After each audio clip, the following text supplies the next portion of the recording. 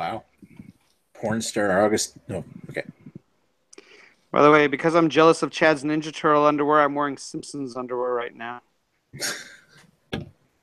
I don't have any Simpsons. I'm a little jealous of that myself. Little jealous of that myself. So good day, YouTube, and welcome to another episode of Beer Dweebs United. What is everybody drinking? Let's start with Gregory. Well, since we're jumping off the Beer Analysis 101, free advertisement, Nick. I am drinking my second beer of the Mill Street Six-Pack, 100th Meridian, and it's better than I remember it.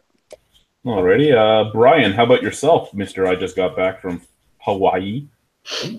Great Lakes Brewing Winter Ale. So you got back from Hawaii and you're drinking a Great Lakes Winter Ale. Yeah, I got like 5 of them in the fridge, so I might as well drink one of them. Okay. Jesus. Next on my list there is Masturbation Compression Sleeve Lizac. Hi. Oh, giggity goo potatoes I hear over there. Hey, listen, I'm drinking a milk stout from Left Hand Brewery, and it's nitro. And watch it, ready? I'm gonna pop this, and wait. This is how we pour nitro beer. Everyone. Oh, there it is. There it is. Now let's watch the cascade. I see cascading. Oh, it's cascading like crazy. Let's speak about a beer with nitrogen in it. Even if you don't pour it like that, it should still cascade if it has enough nitrogen in it. No, you got a hard pour. You know what's funny about the side of that? You can pour Guinness off the side and it's still going to cascade. Yeah, you know pour it hard and put it away wet. The funny about that barfing beaver, whatever the fuck it was called. On the side of the bottle, when you did the review on it, it told you how to pour the beer. On the side, it had a big X on it. I'm slow pouring it like you did. It said, "Pour hard." But anyway, this is my favorite beer of all time right now. Milk Stout Nitro. I'm telling you right now, it's the best. It's a little bit too astringent for you? No, it's not astringent. Actually, 6% alcohol, and there's you don't taste the deliciousness. Not imperial enough. Nicholas, you are next. All right. I am drinking a Picaroons Winter Warmer. Oh, exciting. It sounds. You know what I'm going to start with? I'm going to start with what's this one? No, I'm going to start with this guy. I think this is from Blood Brothers. This is Unify or Die, which is their coffee porter. Sorry, coffee stout. Oh, yeah, I'd have to one up with the coffee beer. Oh, this was fucking amazing. Fucking amazing. Chad, did John get back to you from Plan B? John never got back to me. He's read it, but he never got back to me. Oh, sakes. He's even emailed me about the beer festival, but he didn't get back to me on the beer. That's telling me he has none left. So there was what are we going to do? Oh, Mr. Angus Wangus is here. So good day, Mr. Angus Wangus, as well as Peter, even though Peter doesn't want to put on pants and join us. Who wants to put on pants? Peter, I don't know if you've seen any of the beers that have come in my Kaler beer pack, but there was 2 craft beers so far. Last night's roast beer was a little bit disheartening, shall we say? Disheartening.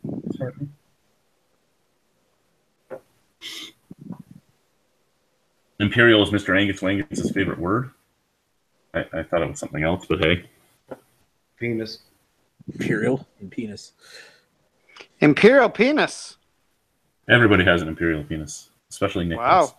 Anyway, so you know it. Hail to the king, baby. So here we go with our usual shit. The Canadian beer news first. Reinhard Brewing, right down the street from fucking Bylog there. They're releasing 2 new beers for their 3rd annual. It's a long street, okay?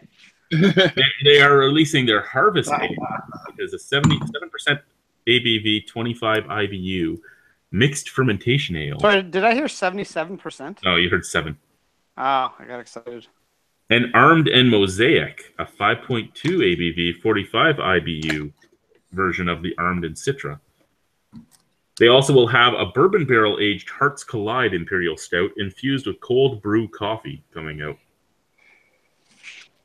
They had that last year, although I last year it was only on tap. I wonder if Yeah, they this have is it in this is going to be a bottles. cask. Okay.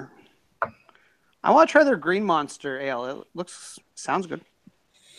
Maple Beer Company launches in Ontario with a maple sports ale. Yeah, So motherfuckers. in Ontario, the Maple Beer Co., a new contract brewer with a sports-oriented branding strategy, has launched its first beer, Maple Sports Ale, a 5.5% ABV, 17 IBU ale described as follows: a cross between an English-style ale and a North American ale with English hop profile. So what the fuck is it? Oh. I'm actually angry now. It is ale. It's an English ale. You can't go. It's a mix between an English ale or a North American ale with English hops. No, it's a just fucking English ale. It's ale. Generic canned ale.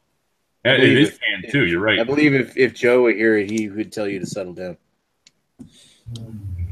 Please settle down. Two Crows Exactly. Brewing is releasing Linea Imperial Stout Crows. for Finland's 100th Independence Day. Linea is in, Two Crows Brewing is apparently in Halifax, Nova Scotia. It has announced details of a new beer that will be released tomorrow, December 6th. So that was today. To mark the 100th year of Finland's independence from the Russian Republic, Linea, a 9.1% ABV, 62 IBU beer, was inspired by the... What the fuck? Was inspired by the... is described as follows. Okay, so this is not me fucking not being able to read properly. This is Mike. I don't believe you. I'm going to screen share this because of that. So this is Mike from Canadian Beer News not knowing how to fucking speak or write. Right here. So we have was inspired by the is described as follows. Yeah. You fail, sir. And there's like a space between the letters, so he was probably supposed to put or paste something in there and didn't. Yep. The brewery also notes that head brewer Jeremy Taylor lived for a while in Finland, and his brother Jonathan currently lives there with his family. The beer is named after Jeremy's niece. Linea will be available in 473 milliliter cans while supplies last.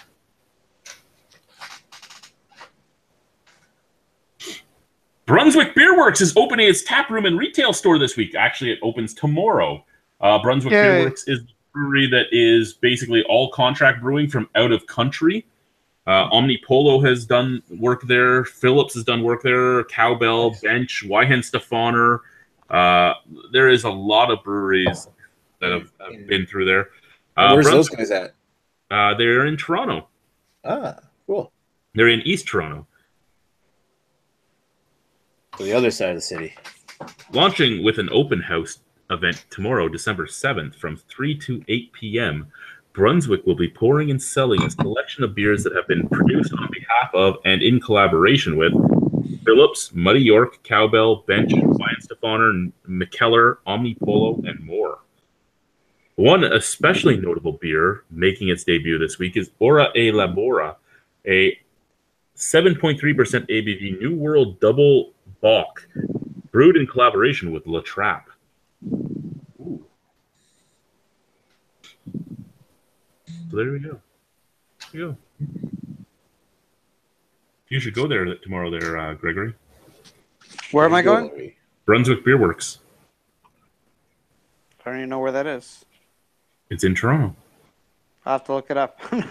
I don't keep track of what breweries open in Toronto. They've been open for a while. They've just finally opened their tap room. They finally won their legal battle about being allowed to sell beers that are all contract brewed with other people. Oh, okay. I'll have to check it out then. So again, McKellar, beers from McKellar that have been brewed there will be there. Beers from Omni Polo that were brewed there will be there. La Trappe, Weihenstephaner.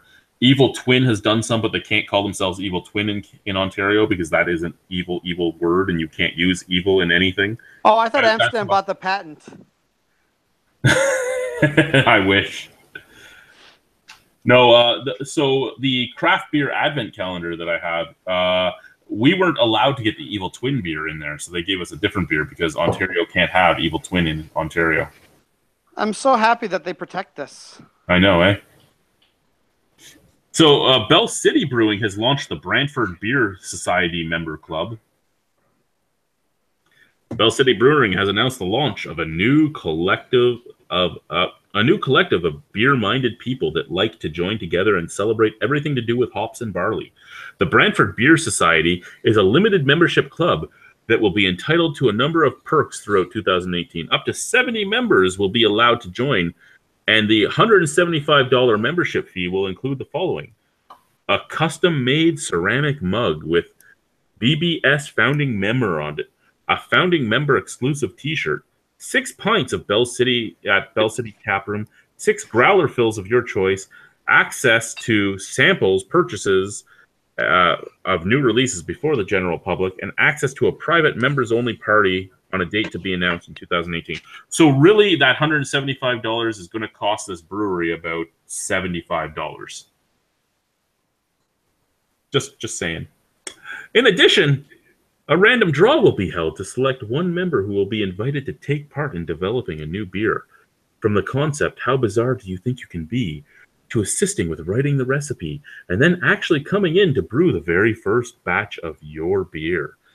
Membership to the Brantford Beer Society can be purchased in person at Bell City Brewing and will be available on a first-come, first joined basis.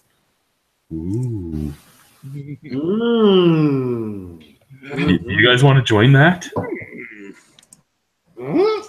Join that, we must. A new brewery opened up in Ottawa, Small Pony Barrel Works. Small Penis Barrel Works? Just over a year after it launched, with the first in a series of small batch collaboration brews with other local breweries, Small Pony Barrel Works has announced that its own locations will be opening. That was me fucking up. Its own locations will be opening later this week. Mike, you got that one right. I fucked up. Founded by Sean McVeigh, Small Pony is focused on producing barrel-aged sour ales. 4 beers will be available in bottles at opening, including PA System, a golden sour barrel-aged beer in oak barrels with a perfect ratio of peaches and apricots, and 3 others to be announced throughout the week on Facebook. Small Pony Barrel Works will be opening on Saturday, December 9th at 101 Schneider Road in Ottawa's Canada neighborhood. For more details, see the brewery's Facebook page. Ooh. There you go. So that's basically going to be like half hours on Earth, except everything's barrel-aged instead of only part of them being barrel-aged. Another one opened up in London. London's becoming the new Toronto area. Stormstade just opened. Stormstade is a new brewery and taproom quietly opened for business in the Old South neighborhood of London, Ontario. Stormstade Brewing has been founded by veteran homebrewer Michael Naish and Justin Belanger, and is located in a 4,200 square foot space at 169 Wamcliffe Road. Wamcliffe is an amazing name for a street. I'm going to say Wamcliffe. Okay, so it was the previous home of the Cove restaurant. First and foremost, at least they bought a giant fucking space. Yeah. While not widely announced online, reports indicate that the soft opening started over the weekend, and several beers, including Pale Ale, Porter, and Berliner Weiss, were available on tap. A small food menu is also available, featuring items prepared in the on-site kitchen by Emma Richard of Gathering Plate. Nothing? Nope. How about this one? Overhop Brewing Canada has launched this week in Toronto. The Canadian offshoot of an award-winning Brazilian craft brewery will be launching its first brand next week in Toronto. Cervejara Overhop opened in 2016 in Rio de Janeiro, and within its first year, 2 of its beers won medals in the beer awards at the Brazilian edition of Mondial de la Bière.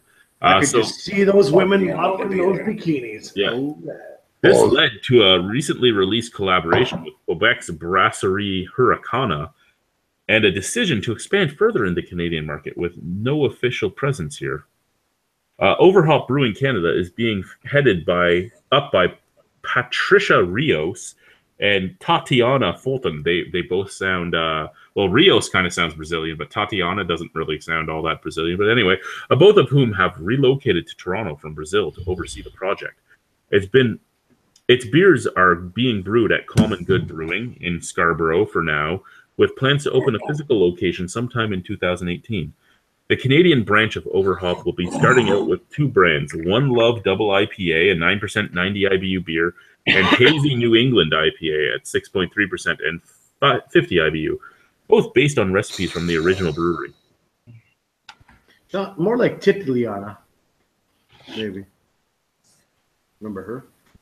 No, don't remember her. Great Lakes Brewing has launched its 2017 Hops for Hunger campaign, fighting to end hunger in our communities. Great Lakes Brewing has announced details for the 2017 edition of Hops for Hunger, an annual campaign to raise donations for the Daily Bread Food Bank. For every purchase made at Great Lakes retail store from December 1st to 22nd, the brewery will calculate a portion of the weight of the beer purchased and donate a corresponding amount of money to Daily Bread.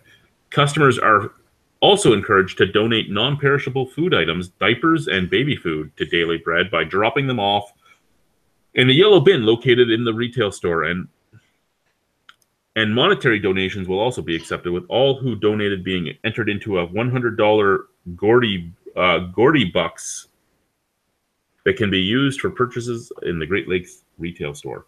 There you go. You should go donate $5 to try and win $100 there, Gregory, since it's right across the street from you. Rather spend $5 on a really cheap hooker. That's a really, really cheap hooker if you do that. Like, really, really cheap hooker. I'd have to go to Welland to find that. Yeah, you might not even find that in Welland. Maybe Port Colborne? Maybe? Bueller?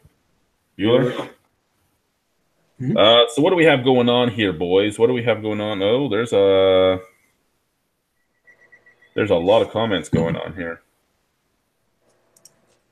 Let's get to these here. What do we got going on here? We got Jason Voorhees, Rhino. Where did you meet all those guests you had on in early reviews? What?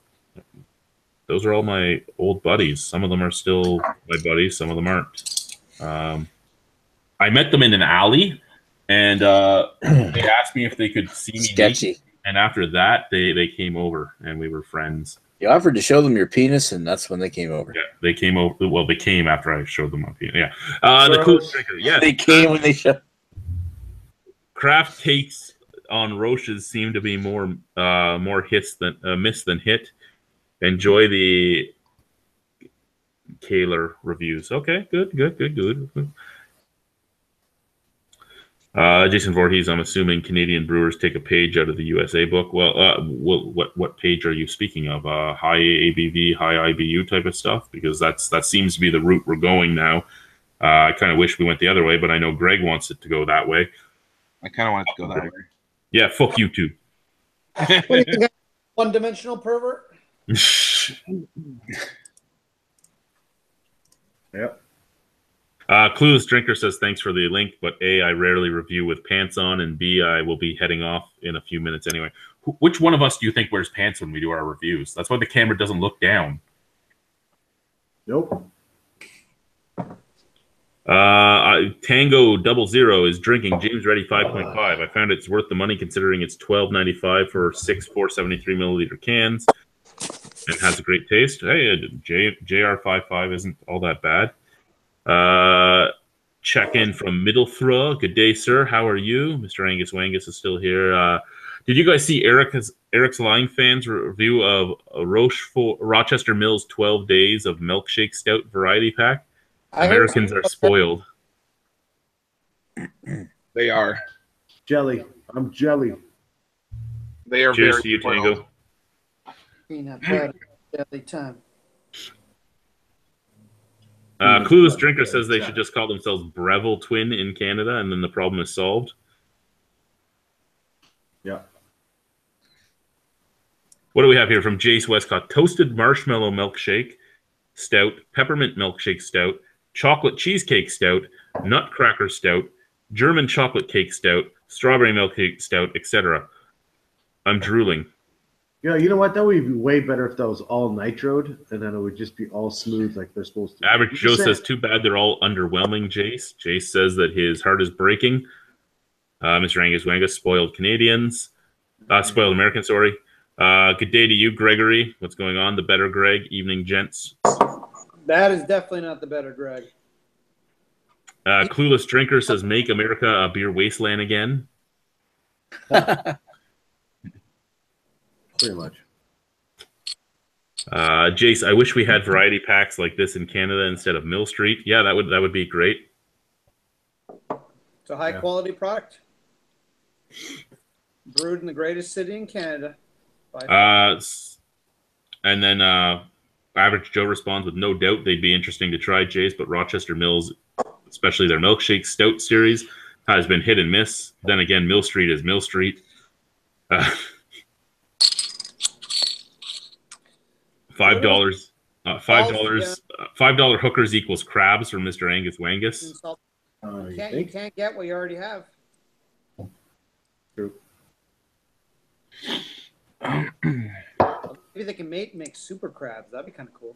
From Average Joe, come on, Jace, don't you want to buy $125 advent calendars that include super rare and hard to get shipyard export? And it'd have been $145 if you paid for it. Huh. Jason Voorhees. Oh, all right. I thought they were from YouTube or Facebook groups. No, the cartoon. The cartoon used to come to the bar I used to manage all the time. The Cantankerous Cook used to own the bar I used to manage and bounce at. Boy Chuck is Boy Chuck. He was everywhere. Manchild is Manchild. He's in the army and he was at the bar all the time. He was a part bouncer too. The Bag of Derp was a bouncer. The Commander was dating the cartoon. Boo Berry was a bartender at a bar we used to hang out at when we weren't at the bar we worked at. The Ginger Snatch was fucking a bunch of the guys that used to go to the bar that we used to hang at. The Salvation Army and the Redheaded Step Nothing came through the Manchild. Ali Alejandro came through James, which is the cartoon. So did the Punter and the Puntette, their husband and wife. Lisa is the Pants. She brought the other husband and the Hazants. Phalix, the husband, was in Paul's band, which is the Cantankerous Cook. Who else was? Guantanamo Jones came because he used to come to the bar we used to manage. Well, I used to manage, and Guantanamo Jones stopped coming because he grabbed my now ex-wife's tit one night, and I was going to kill him. Yeah. Nowadays, you probably wouldn't be so upset. Pardon me? Nowadays, you probably wouldn't be so upset. No. Nowadays, I wouldn't be. Because fucker. But I noticed how we're going to be talking about that one later. Go ahead, Chris. I love how all of them are chatting with us online live. None are chatting with us online live. Just say. The Reverend used to manage the tattoo parlor I would go to. He was at the bar I managed all the time. Well, let's be honest. James doesn't have a computer. Sure. Ken doesn't have a computer. Paul doesn't have a computer. Because it's 1998. They do basically live like that. Simon doesn't know how to turn a computer on. Sorry, he's a fucking pilgrim. I love Simon, but he doesn't know technology. He gets lost coming to my house sometimes, like even with a GPS. Love Simon, can't do. Lachlan, if he's not drunk, will come on here. He's been on here a few times. Devin used to come on, but now he's out in BC with really not much internet. Cooperifico. Oh. Cooperifico is right now. I believe he is watching his daughter. Yeah. Well, I just brought that up because Angus Wangus did, and looks like Jason says everyone has nicknames. Maybe you can explain why everyone has nicknames. You come over 3 times. You get a nickname. Jason Voorhees counted over 30 different people. I don't think I've had 30 people on the show so far. I mean, if you count like Nick, who's on here right now, Greg, who's on here right now, Ewert and Joe and them, yeah, maybe. Well, maybe he's talking about just your reviews too, because you've had like Ali. No, that's what he's talking about. I think is the people that have or the guests that have been on. I don't know the guests that have been on here. Some of them are viewers. Some of them are people that have been in the reviews. Some of them are just friends of mine. Some of them are friends of friends. It all matters. Everything is different.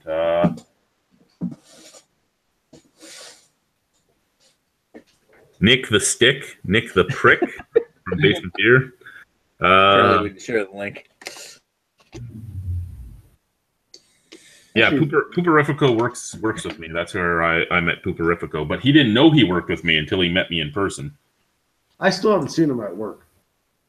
I never have. Average Joe, some of them have phones, but again, you don't realize who you're dealing with here. A lot of these people aren't technologically advanced at all. This is like getting your grandparents to learn how to get on Google Plus. They're trying to get drunken one to get Google Plus. Mr. Angus Wangus, I told you, any Wednesday or Thursday, come on by. For sure. Oh, look, it's still cascading. Isn't that fantastic? The cartoon. Who brought? No, Boychuk brought the Honey Monster. Boychuk brought the Honey Monster, and then they stopped bringing the Honey Monster because James, the cartoon, who lives with the Honey Monster now, but at the time, the cartoon was with the Commander, and the Honey Monster used to screw the Commander because they used to date. And every time when James and the Commander were together, the Honey Monster would just look at her and then look at James and go, "You know, I did her, right?" So James was going to kill him. So they stopped coming over together. She broke up with him because one night they were getting hot and heavy, and this is a story that they've told, so I can repeat it. But one night they were getting hot and heavy, and he stopped in the middle of it and said, "Can I stick it in your pooper hole?" And that's when she left.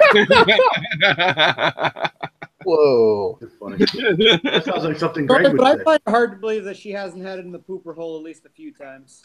Oh, I think it was the way he stopped everything and asked her. But I don't know. I get the feeling it's probably at the Honey Monster's first pooper hole. I think it may have been that she took her blindfold off and realized she was about to let the Honey Monster stick his penis into her. Don't say awkward silence right now. I'm good. Yeah. The Honey Monster is a special guy. He's a special guy. Never met him. I've met quite a few of your cast being up in Ontario, but I think I've never met the Honey Monster and I've never met Lachlan. Lachlan, the problem with Lachlan is he's a fucking idiot, and he just gets drunk and forgets things. Like he every year he's supposed to come to the festival, and then he texts me the next day. He's like, "I got so drunk I passed out until 4. Woke up, realized that it was your festival day." And he can't pull a Greg and just get drunk at the festival instead of the night before. Yeah. No. Lachlan was a raging alcoholic for a while, so he couldn't do that. The Clueless Drinker says Chad's friends' names sound like the character names from every film in Quentin Tarantino's filmography. And Greg's Mr. Pink. Jason Voorhees says there are people twice my age who are way savvier than me when it comes to PCs. That's true, but my friends are special. Sure, was special. I said poop shoot. Joe says, have you seen any of these Google Plus Hangouts across YouTube? More than half of them have echoes, connection problems, etc. What? No. Nah. What are you talking about? No. Everyone's perfect. Those hangouts? Jace asks, how did you guys do these before Google Plus Hangouts? You mentioned Justin TV. Did you use Skype? Does it have some conference feature? Skype did have a conference feature for a little while if you paid the money for it, but I would do Justin TV. Justin TV wasn't a lot of people on from different parts of the world. We would have all my buddies together and we would do a Justin TV live stream while we were all together. So we would be doing reviews, but we would have the fucking camera up the entire time, and you would see all the behind the scenes shit. You would hear all the stupid jokes that happen off camera. You would hear all the arguments. You'd see Paul punching people in the head. There was a lot of things that happened off camera that you didn't catch, but you would catch them with the Justin TV stream. That we used that for a while. Did you ever chat with Mark Sinderson? I don't even know who the fuck Mark Sinderson is, so no. Mr. Angus Wangus says a size 7 poop shoot, and all the names from Clyzac there. All the names. And there's one more comment after that too, but I don't know if it's loaded up yet or not. But We should invite Chris. Yeah, no, we're not. He's blocked by me anyway. He can't get invited. I was just gonna say, that'd be awesome. I want to know how much bleach and dill pickles he's gonna fucking eat. Maybe he's drinking a Snickles. Eating a Snickles. All the Snickles. So there is only like 3 news stories going on this week that I have opened up here. Did you read the one about the innocent gun kind of thing? Yes, I have an innocent gun story to talk about. Oh, so he hasn't read it yet. No. Which innocent gun story are you speaking of? Is it one about somebody from Grand Bay? Maybe. Maybe. Yeah, that one's open. It's open on the screen right now. Okay. Jason Voorhees. Yeah, I guess all your guests are Canadian. No, Joe's not Canadian. Neither was Paul or Matt. Paul or Matt. That's a Barry Bills. I'm Matt. Rod J. Rod J's been on here though. Yeah. Matt. Mark Sinderson is an original beer tuber in the U.S. Friends with Joe G. Joe D. So I knew Joe D. and I knew the I'm a So Fats. They were the first 2 I really started watching. Chad's. I watched a few Chad's stuff and then I stopped. Yeah. That was like the first American beer tuber I started watching was Chad's because it came recommended by Lee.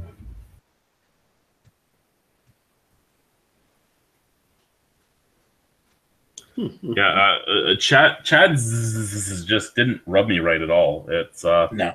sorry to that Chad, but you give people with Chad a bad name. Yeah, I know. Yeah. So Brian spent a week in Hawaii. What type of beers did you try there, Brian? While I was down there, I stopped at Waikiki Brewing Company a few times because it was literally just up the road from where I was staying. Okay, so what was there any good beers? Any notable beers? The one I liked the most was their Skinny Jeans IPA. You shouldn't be allowed to buy that unless you can fit into skinny jeans. I didn't fit in skinny jeans. Yeah, neither do I. But yeah, most of their stuff is like the pale ales are like West Coast style pale ales, like Sierra Nevadas and stuff like that. I was talking to the guys that brew there, and they're like, "No, we're not doing hazy at all. They are Really? anti-haze. They're anti-haze, so they don't put flour in their beer. No, they don't use the brewer's secret ingredient. It's such a secret ingredient. All the flour, all the time. All the flowers. More flour than your body. Ugh, sorry, more flour than your body has room for." I mean, I'm doing the keto diet, so I have to plan out my beer consumption to that because it's no sugar, no carbs. You're supposed to try to be under 26 grams of carbs, but you can hit 50. Like that's the top most you can hit in a day. Mm-hmm. So I have to plan my stuff out. But if I'm drinking a New England IPA that's full of flour, that's really going to spike my carbohydrate readings. Yeah. I got to stay away from them New England IPAs because of those cheating brewers. But everywhere you went there, you could go to like the ABC store and there'd be beer everywhere. Hell, like you go walk to the beer, you just walk to like anywhere. Like I went to the Dole Plantation and they had beer there. Really? Oh, here's some pineapples and some Kona Brewing Company. I have no idea. It's much better than going to say Pennsylvania for beer. Oh, I've been there once. That was fun. Oh, I brought 4 beers over. Last time I was in Pennsylvania, the only beer I could find was Yinling. It's not a bad beer though. It's not a great beer. It's not a bad beer, honestly, but it was like the only place. I only found one place that had beer, and it was like Yinling. Other than that, it was like your Coors, your Natural Ice, Budweiser, Bud Ice. crap. Crap. Just for you, Jamie, since you're in the chat, what I'm drinking right now is Blood Brothers Unify or Die, and let me tell you, you really need to try it because it's fucking amazing. The beautiful beer, beautiful beer, beautiful. Live review. I recorded a review earlier. There's no need for a live one. It's a beautiful beer. 6.5 out of 10. It's Perfect. It's 99 8.8. garbage. 8.8. 99 garbage. 99 bottles of garbage in the wall. 99 I bottles. switched over to Mill Street Organic, and it's on. I gave it on Untapped a 4.75 out of 10. That's like a point higher than fucking Nick gives on all his reviews. Sorry, 4.75 out of 5 is what I meant to say. Because Untapped only goes to 5.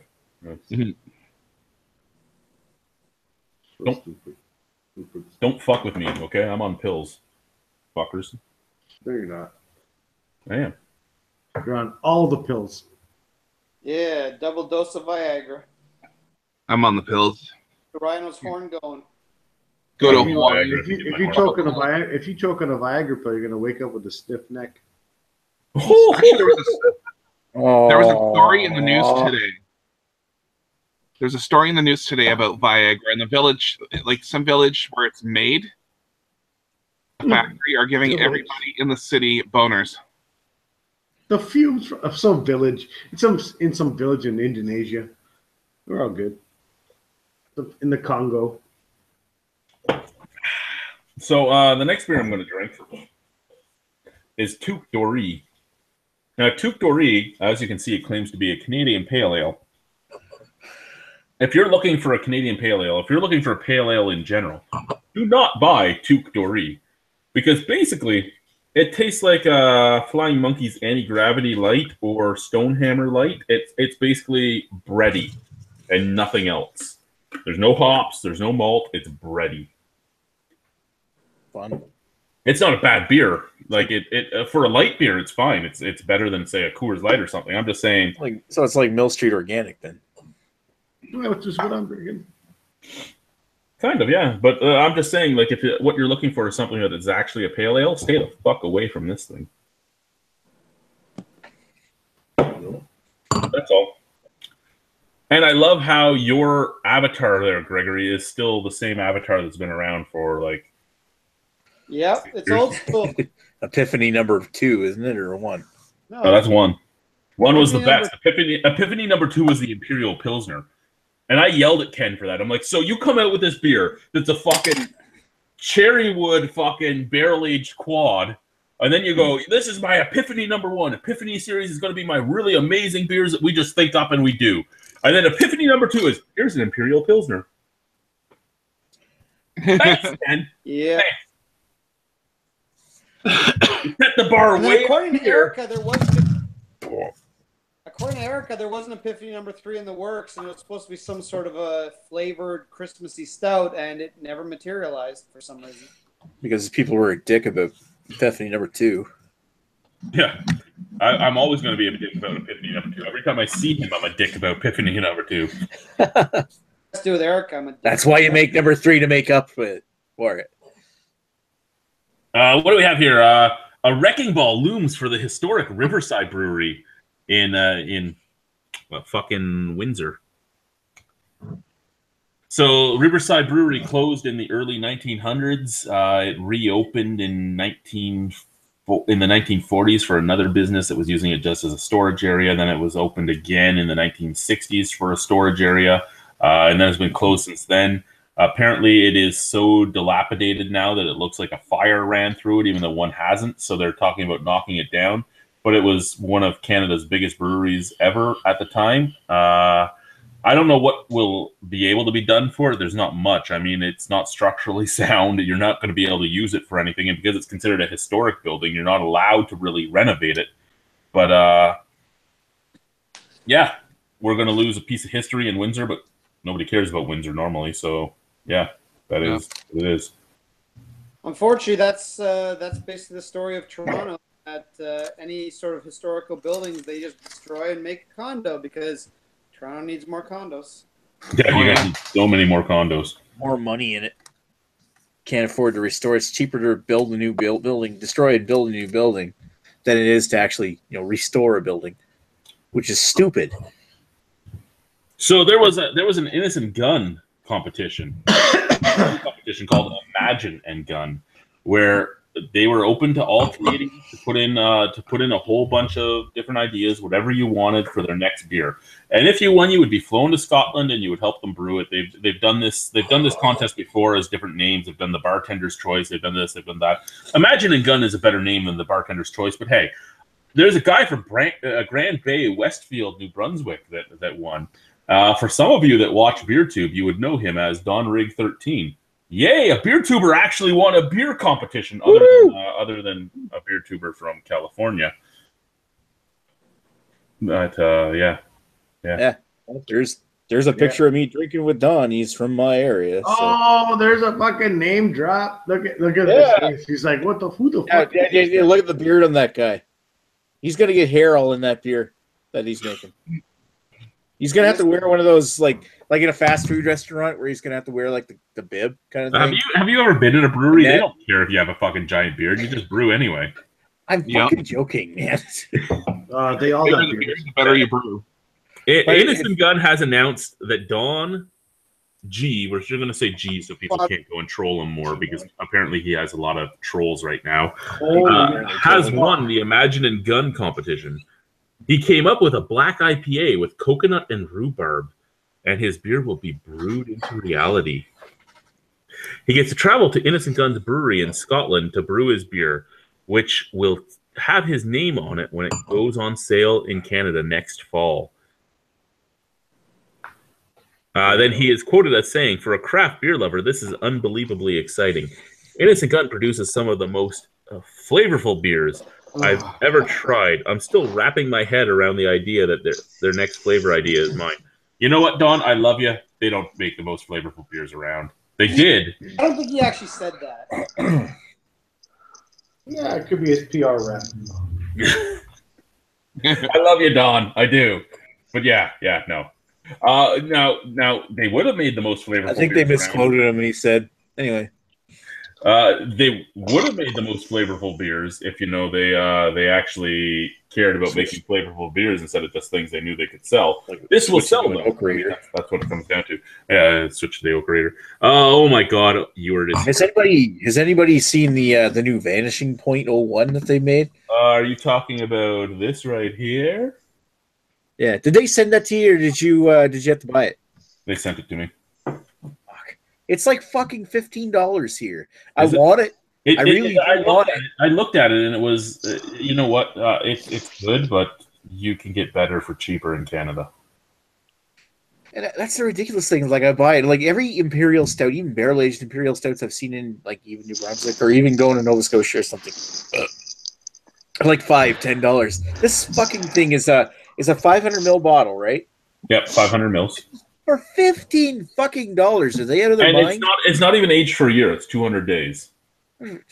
Oh, So I mean, Nick, shut up, Nick. It was the highest ABV beer they put out so far at 11%. It's in a big bottle at 11%, so they're charging more because it's an export, so it has the more tariffs and all that on it. But anyway, an import, I should say. But you know what? You can get stuff that's been aged for 1 year. You can get stuff that's been aged for 2 years, made here that's better. But I mean, maybe over in Europe this will be great. I don't know how many barrel aged beers are over in Europe, but here we're kind of spoiled in North America when you think about it. Just the vast amount of barrel aged imperial stouts out there. I mean, it was good. It was really good, but it wasn't the price tag good. Okay, well, first of all, it looks like DMR Recoup is fucking making a fortune selling fucking recuperated barrels to all these fucking breweries because you know what, everyone's making a fucking barrel aged something right now. Number two, I want to just send a shout out to Jace Westcott for the fucking $4 donation to Chad's channel on this one. And, did we get a donation? Yeah, Sorry, Jace. Jace. Jace, you're a good man. You're a good man, Jace, for doing that. Are we? Ewan's here. Hello. I know Ewart. What's going on, Ewart? I haven't talked to you in a while. I know, dude. I'm off the grid. It's a daddy taxi busy time. So, I was going to say cooperages may get be busy, but the bourbon market is booming, and everything for them is virgin French oak or whatever, one use, and then off to everybody else. So their business is what's driving the availability of barrels more so than anything. So thanks to the bourbon drinkers, I suppose. Yeah, what BRM Recoup does, the place me and Chris made a video at, is they buy those barrels, or those barrels they get those barrels that aren't really worth being used anymore, and they recooper them into usable barrels. Okay, I got you. Yeah, that's what it sounds like. But and there's, I'm sure, quite a few of those. Like, we'll have barrels that are beyond use, and guys like that will sell to. But it's a lot of work. Yeah, they have the tools for it. It's a lot of work. He's like, we have to grind about a centimeter off of every barrel to get back to fresh oak, and then we have to re-toast it and put it back together and reseal it and re-water test it, and yeah, it's a lot of work. But hey, they're making money. Good for them. Yeah, it saves a brewery about $100 a barrel, is what he was saying when they finally buy them from them. Yeah, it's smart. Cool Good business. Well, it's not as much it's smart as it's the only reason why there's so many barrel-aged beers available around here, really, because the bourbon market is booming, like you had said, but at the same time, there's only so many barrels out there where everybody's after them. Yeah, exactly. And a perfect example of things moving or people having buying power, Founders is now doing Backwoods Bastard year-round, which is a barrel-aged beer. How are they doing that year-round at that volume is like, holy crap, what kind of deals? They must have futures in barrels, like hops. They're cornering the market, and they're using their buying power with San Miguel or whatever the hell that Spanish brewery is to do that. So it's changing, man. It's things are accelerating very quickly. You see how guys get up, and if they're successful, they get into that wave or whatever that is, that airstream of new trendy breweries, and then next thing you know, you got guys like Monkish that people can't get enough of, and they've only been open a couple of years, and yet you got other guys who are just like almost stubborn, and then they're like Walkerville, who are still like completely off the radar, and they've been around for 15 years. So, or even worse, Coonan. Walkerville makes some nice beers. I'm surprised that they're still like. This is boring. They're just not adventurous, and that comes from leadership. They're not willing to.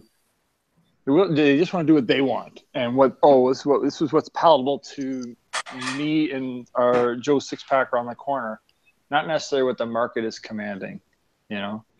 So they're slow to adapt, and those people are like the ones. They're Innocent Gun, basically, but in a smaller scale. That's you're giving them that's a huge praise for them if you ever compare them to Innocent Gun. Good Lord. You know what I'm saying. Yeah, I know. I do. I'd say the worst offender in my mind is Coonan, who make excellent beer at times, but have really not taken advantage of the market and the boom, and they're oblivious, completely oblivious to the point like they still have like they expanded and they still have ticketed bottle releases. Like, why are you not like getting your stuff on shelves everywhere? It's ungodly to me. But anyways, I digress. Why don't you sell your stuff for prices that aren't stupid? Well, even then, you still have to make enough beer, and they're not doing that. So if they made enough beer, they could start by saying, "Oh, here's Drippa. We're going to do like cans for $4 a pop, $5 a pop, whatever," which is expensive, but people would buy it. But they're just not there. They don't exist. Period. Everything's on tap. And by the way, I went to the new Founders location in Detroit. They opened up a Detroit tap room a couple days ago. Very nice. Looking forward to checking it out next time I'm up there. Yep. I'll be right back. And Chris, it's in walking distance of the arena. What are we talking about? New Founders location. What arena? Oh, nice, excellent. And are you going to be around next week when we? What day is it? Wednesday, 13th. 13th, I will be staying at, I believe, the Days Inn in Windsor, just down the street from the casino. That should be around, I think. 13th, yeah. I'll send you a fucking message when we arrive in town for sure. Okay. All right. So I just wanted to.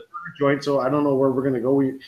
My buddy Dean was saying we're gonna hit the same one, but I'm gonna try to convince him on something else. So I'll get you to give me some example or some fucking good places to go to eat. Oh, okay. I may not be the best at that. I'll do what I can do. All right. So I sat here and I was thinking about this earlier tonight after I got my latest beer mail. And you know how Greg does. What's in the fridge, guys? Well, fuck you, Greg. I got something better. What's in the bag, guys? What's in the bag? Fuck you! I don't do. Not you, Greg. There you go. The better Greg. So, Blood Brothers. The wise I man. come back and Chad's talking about bags. Blood Brothers actually, when you get beer mail from them, they seal each beer in a bag. Why? Wait, do they sell their beer online? It's already sealed in Yes. the bottle. But whatever. Oh, I didn't know that. They do this, Chris, in case the beer breaks. Yeah, I get it. So you can drink it with the glass. No, so that it doesn't. Your box doesn't get stopped. Because if your box gets wet, it's not getting delivered. All right, I get it. But if they packaged it properly, it wouldn't break anyway. I had one of their beers recently. It was the I can't remember the name of it. Sour one with raspberries and like cinnamon or something spiced thing. Was that the remnant, the guilty remnants? No, this was White Lies. no, it was I can't remember the name of it. Fuck, Lost in Paradise, is that right?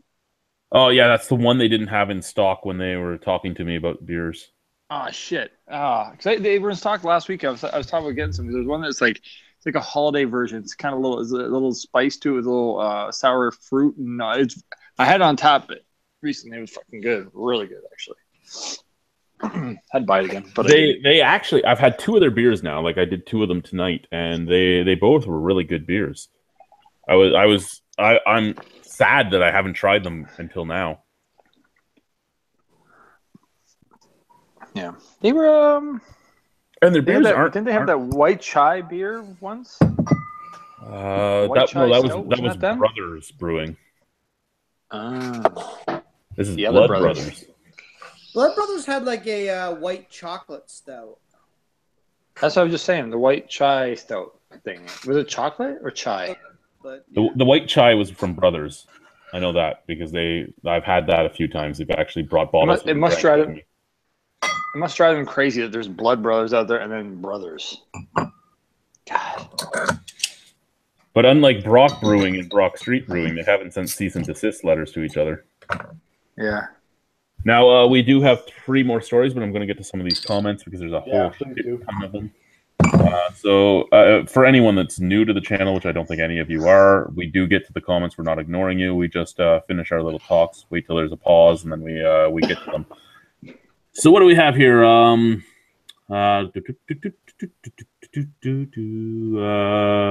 These guys. We're not going to talk about the ones where they're making fun of Greg's cheeses. Jace, I was going to ask how those Blood Brothers beers are. No, the 2 I've had are both been excellent. Maple Rusky, hey all, hope the night's going well. Sipping on some Mad Tom IPA at the moment. Maple Rusky, you want in? I'll give you a little invite there. Come on, you just letting everybody in this thing? You just let anybody? Jace Westcott, come on, Leafs. Fuck, the Leafs don't want to score a goal. Actually, Ottawa's playing tonight against Anaheim. Redbeard having a snooze. Thought he'd be yammering on about now. He is apparently on a roof of a kitchen, cleaning a smokestack. He's a chimney sweep. Nice. He is a kitchen vent cleaner. That's a chimney sweep, man. Call it what you want. Duck cleaning, whatever. It's chimney sweep. Make all that room for Santa. Frisk Cedars instead of Chris Peters highlighted all those celebrity women. Oh, that's true. That's the cleanest mattress I've ever seen behind Chad. Yeah, that's a disgusting mattress. That would be my son's mattress that my ex-wife wants. You want that piss-covered mattress? Go ahead and have it. I don't care. The one that Guy slept on. Oh, yeah. Oh, so Bourbon County. No, I think Guy slept on my daughter's mattress. Oh. So not as much pee? No pee on. My daughter doesn't pee the bed. Bourbon County Stout is $22 for a 500 milliliter bottle with a question mark. Is it $22 for a 500 milliliter bottle? $23. $22.90. Sorry. For one bottle? Yep. Wow. When did that price go up? That's crazy. Well, it go up. It was the first time it's been introduced in Canada. That's not what it sells for in the U.S. This is the Canadian price. Okay. Yeah. Okay. At that limited thing pop-up shop at the downtown. Nickelbrook was selling their barrels for $125 each. Yeah, they've sold those for a few years now once they're done with them. They're buying them for a lot less than $125 each because I know where they're getting them from. But yeah. What else do we have here? The Clueless Drinker left. We didn't get to say bye to him, so sorry for that. Take care, Clueless from Jace. Beer to the rescue. Cheers, all. Just done having a Founders CBS. I hate you right now. It's one of the few beers from Founders I haven't had yet. It's damn delicious. First time I've tried it. White. To the Go ahead. LCBO soon. Yeah, I heard it's going to the LCBO. Just keep reading. White Devil from Kunin's incredible, and yes, they are all they are off the radar. Really, Founders CBS is coming December 13th to the LCBO. We'll see if it actually releases on the 13th or not, or if it's just disappear like some other beers that were supposed to come. It already showed as listed in Ottawa today.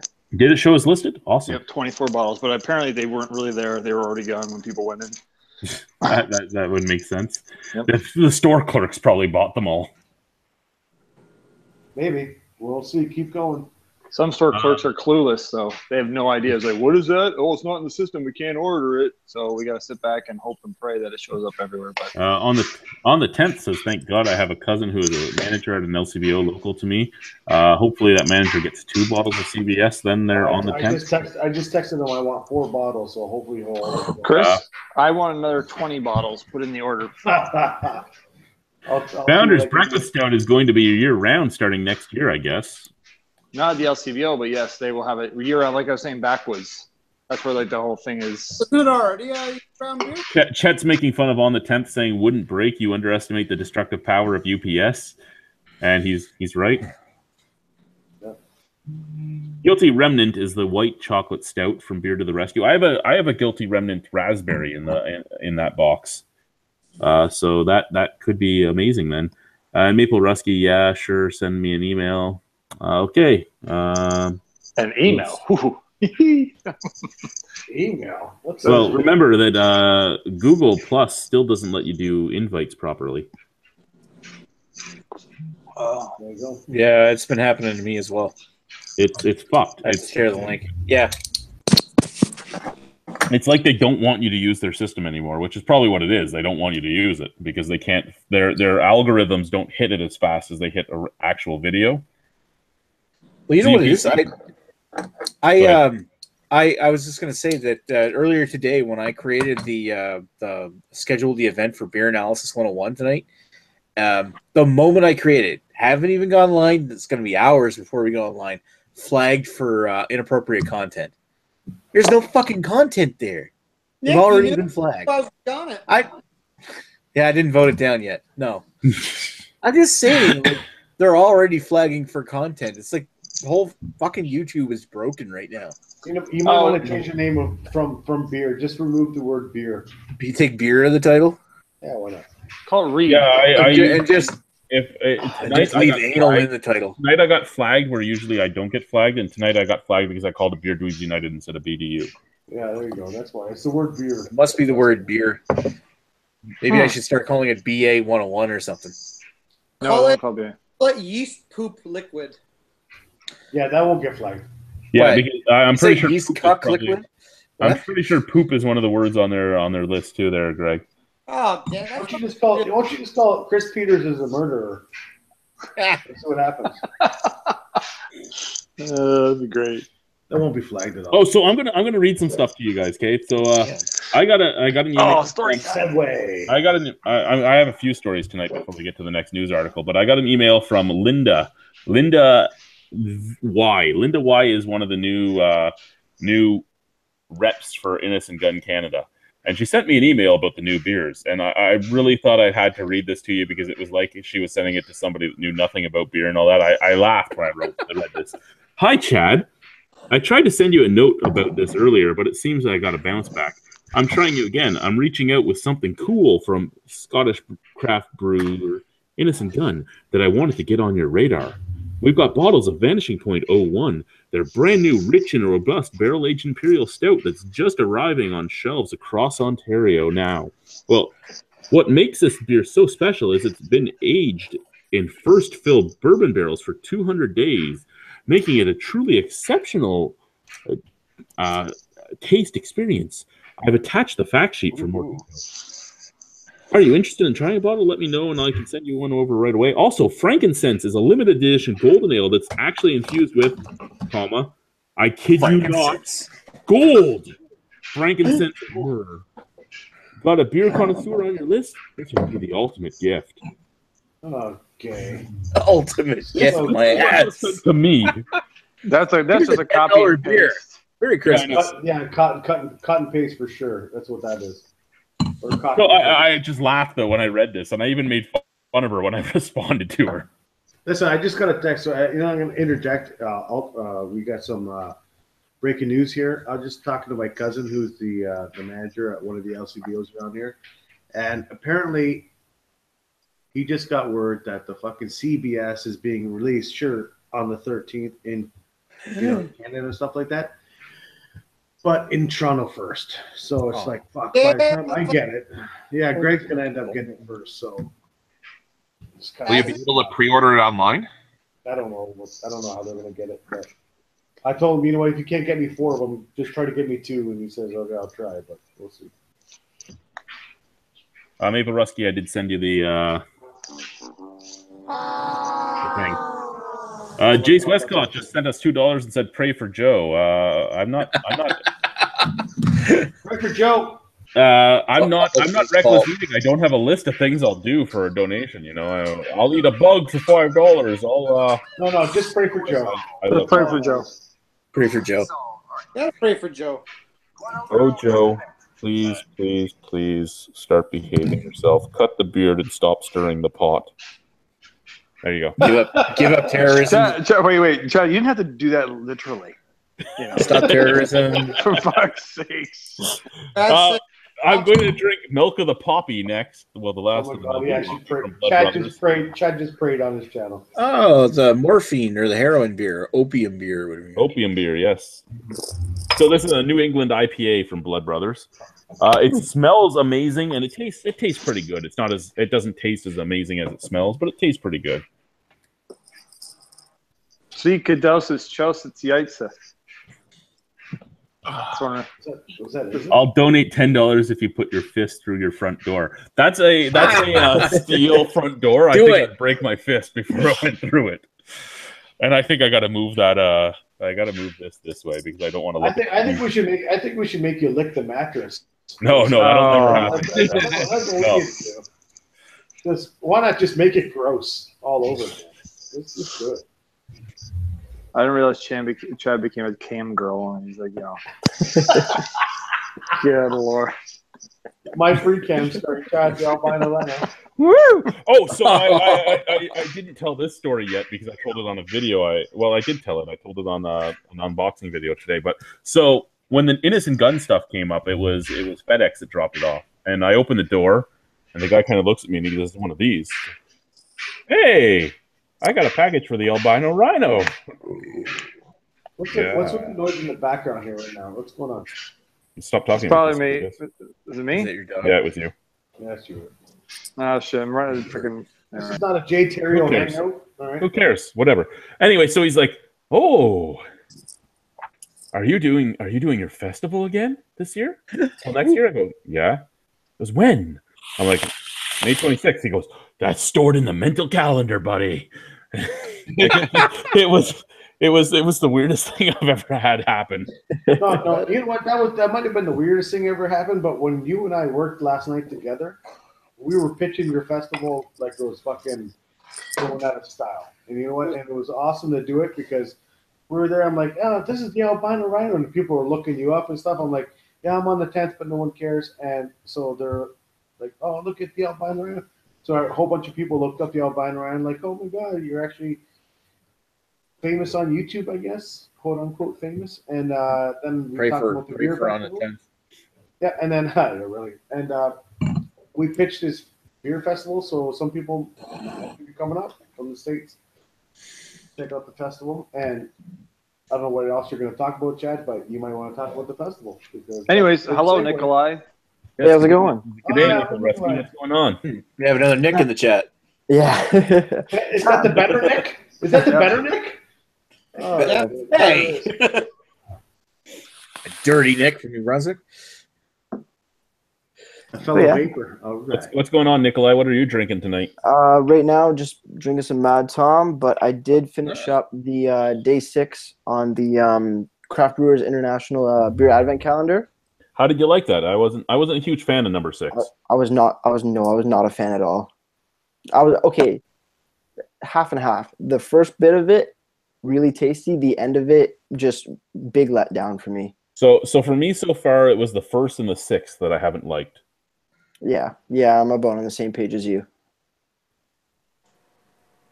I was just really shocked at the one from yesterday on the 5th. The expiration date was ridiculous.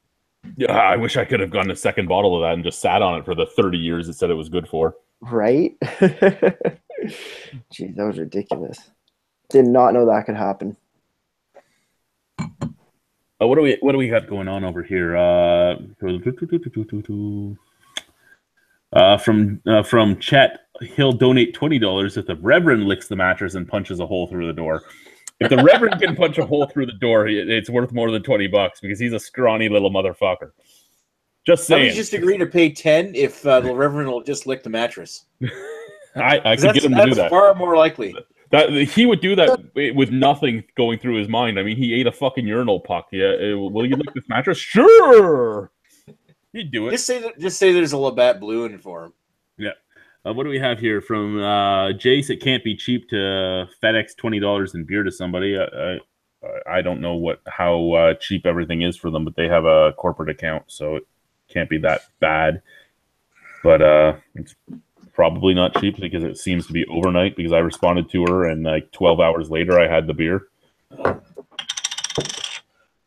What do we have here from Beer to the Rescue? $8.50 for 12 ounce, 330 milliliters at LCBO for CBS. I paid $26.99 for a 750 Balmer, and seems like the average price for it in Michigan. That's he overpaid in Michigan. It's $25. That's all it should be. That's all Founders is charging for it. So, just saying. Cheapest I've heard of it anywhere is $23.99. I think that was in New York. $8.50 a bottle would be what, $25.50 then Canadian for a 750. No, for more than a 750 for a 990. So it would be a lot cheaper in Canada than buying. Oh yeah, substantially cheaper. I was looking at equating because Founders are selling tickets. You can get 2 bottles for $50. Otherwise, it works to translate in volume to like basically you could buy 7 bottles in Canada for the same price in US dollars. So you're getting a lot more, almost double. It's probably for promotional purposes. They're selling it cheaper up here to build market. No, usually a lot of things are cheaper up here when they come up here because the LCBO can push that first off, and second off, it's just weird. Like a lot of American craft brews are cheaper up here than in the US. Except for Bourbon County. It's true. Bourbon County seems to be much more expensive. New Brunswick's been carrying a lot more of the brewery products, and yet I still haven't seen like Black Tuesday or anything or Smoking Wood, but it's still how much is it for brewery stuff in the States? The cheapest you'll see is maybe 16, but most of them are up around the $21, $22 range. But you know what? It's funny that fucking it's cheaper in Canada for craft beer and stuff like that for breweries, but the amount of volume from all the fucking breweries in the States that you can get in the States is just unbelievable. We can't get fucking a third, or not even a third, a fucking sixth of what you guys could fucking get in the States.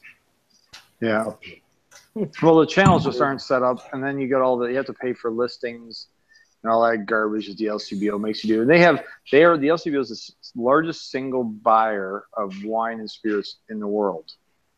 Okay, because everyone's got their own little distributions, and everything's being buying this, and there's there's not one entity as big as the LCBO. So they have huge buying power. So they get ridiculously cheap stuff.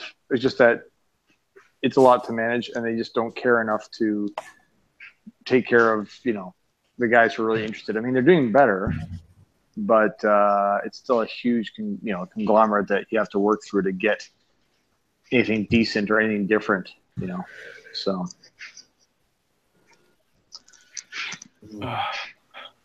I know they bend us over constantly. So all day long. We love bending Ewart over. Oh. Full. And deep. Does anybody want to link anything in the comments here where it talks about the CBS being released on December 13th in the LCBO, please? Nope. Don't want people to know so I don't have to compete with them. No, they need to know. Trust me. I need that information. What do we have? Costco had them for $18.99 in Grand Rapids. CBS? That's what he's talking about, yeah. Really? Wow. I'm surprised. Hey.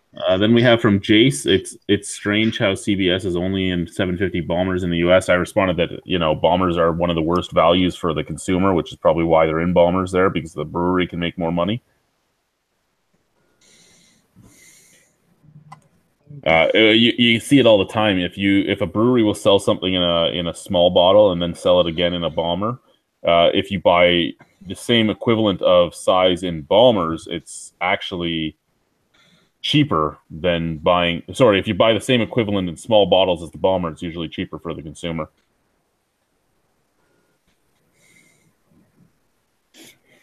I don't like that picture you just sent me, Brian. You can fuck yourself. I just sent it just to show you the prices on that stuff, though. I still don't like it. Fuck yourself.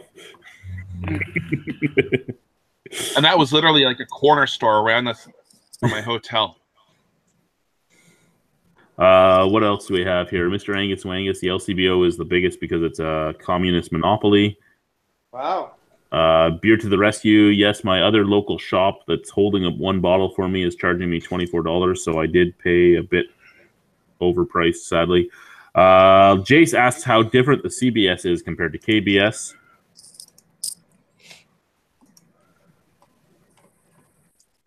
It has maple syrup. Yeah, basically. I've never had it, but yeah, basically. Jace just gave you the link there, Chris. Chet says Beats being stuck with a bar this is in response to Mr. Angus Wangus. Beats being stuck with a bar whose choice of beer is Bud Light, Busch, and Busch Light. I'll take an LCBO in walking distance any day. You have to remember that Chet is from like backwoods Pennsylvania, so yeah, there's that. Well, that means he gets Yingling. I don't want to hear it. Beer to the Rescue says he likes the body on CBS more than KBS, and it's sweeter. So we have 3 news articles left, guys. Should we get to some of these? Sure, let's do this. We already talked. Actually, we have 2 news articles left because we already talked about Don winning the innocent gun thing. How about this one? This one is one that's been out for a little while. Scientists have developed a non-cannabis CBD product. It's made out of hops. Oh, it's only available at the fucking Summerhill LCBO. That's not fucking... Yeah, right by my work. Oh, you better fucking pick some up. That's not true. I'd rather about that. That's what it's saying. It will be available other places if they... It says exclusively at the Summerhill LCBO. On December 13th. Well, maybe they're having a release. And then roll into other stores beginning the 14th of December. Okay. So. Yeah, see, exactly. It's just, yeah. Okay. Just relax. RELAX. Settle down. Settle down. Pray for Joe. So our last news article is from Scout Magazine. And I actually kind of laughed reading this. Budweiser has been known to do a lot of cease and desist stuff, and this is kind of a publicity stunt, but at the same time, it's hysterical to me. Like I laughed reading this. So a brewery gets a cease and desist letter from Budweiser via a town crier. There's been a few instances in the recent past of BC breweries receiving threatening lawyers' letters from touchy competitors who felt like their trademarks were being infringed upon. I can assure you that none of them were delivered in a lighthearted manner such as this. When Minnesota brewery Modest made a Mosaic double IPA called Dilly Dilly, Budweiser, who owns the trademark for Dilly Dilly, sent them a town crier who, after very comically insisting they stop, not only granted them permission to finish their limited run of the brew so that they wouldn't be out of pocket, but also gave them 2 tickets to the Super Bowl. Wow. What a deal. It's only good if the Seahawks are playing. Who the fuck? Like, as many bad things as Budweiser's done, and they did this because they finally learned that everything they do ends up hitting the internet. But at the same time, it's hysterical that they sent a fucking town crier. Yeah. Wasn't it based on? It's based on that commercial that they had that Dilly Dilly came from, right? So I don't know. Dilly Dilly. But I don't even know what that is. I don't watch TV, so I don't know what the hell they're talking about. I'm on to my last beer, which is the Vanishing Point 1. Like moving pictures, do You they? said last beer like that's the last beer you're drinking tonight. It is. I only drink beers I haven't had now, remember? You might as well jump over to the fucking NA beers. Oh, yeah, I Chad's- do. I Chad's- do have 6 cans of Partake left in the kitchen. Are you carb loading there, Chad? Or unloading. I did go over my carb limit today. I won't lie. I'm doing the keto diet now. What is that? No carbs, no sugar. That's one of those mom diets. I gotcha. It's a fad diet. it's all mom diet. It's basically all fat. It's Fat, about eugenics. protein, and some veggies. I heard It's all- eugenics. It's all fat.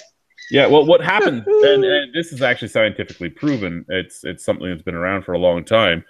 They just started doing it, and it was suggested to me by my doctor because I do have a fatty spleen and a fatty liver.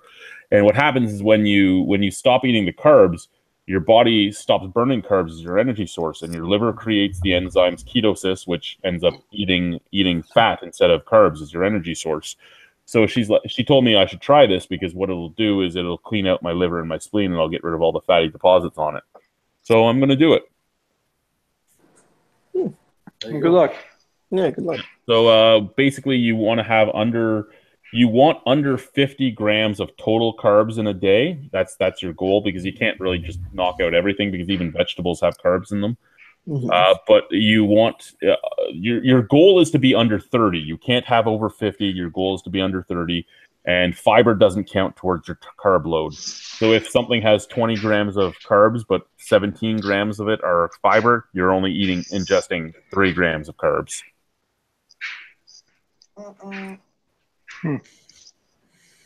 He's no beer. How long are you gonna do this for? Well, basically, I can get 1 or 2 beers in me a day as long as I don't eat anything else that has carbs other than like kale and spinach. You say you can only have 30 carbs a day? Well, 30 carbs is what you're aiming for, but you can have, as long as you're under 50, you're still in the diet. And how many grams of carbs are in a beer? Usually ranging between 12 and 15. Unless there's flour. Yeah, unless it's a New England IPA hazed with flour, and then you're looking at more. Well, if it's a white IPA, they could probably bleach the carbs out. Yeah. So I should many just carbs drink are white beers bleach? from now on. How much carb? How many carbs are in bleach right now? So I mean, it's weird because I mean, when you look through the. First off, I'm excited. My doctor was telling me about it, and she's like, this is a diet where you're supposed to eat bacon. And I'm like, you're telling me you're putting me on a diet where I'm supposed to eat bacon? Yeah, except for if you want to have fucking, a heart attack when you're having a fucking pound of bacon. You're not supposed to eat a pound of bacon, Chris. You still Thank watch God. your calories. It's not like it's a diet where you can go, I ate 8,000 calories, but that's okay because it's all fat. No, you still aren't supposed to eat more than the calories you're supposed to have a day.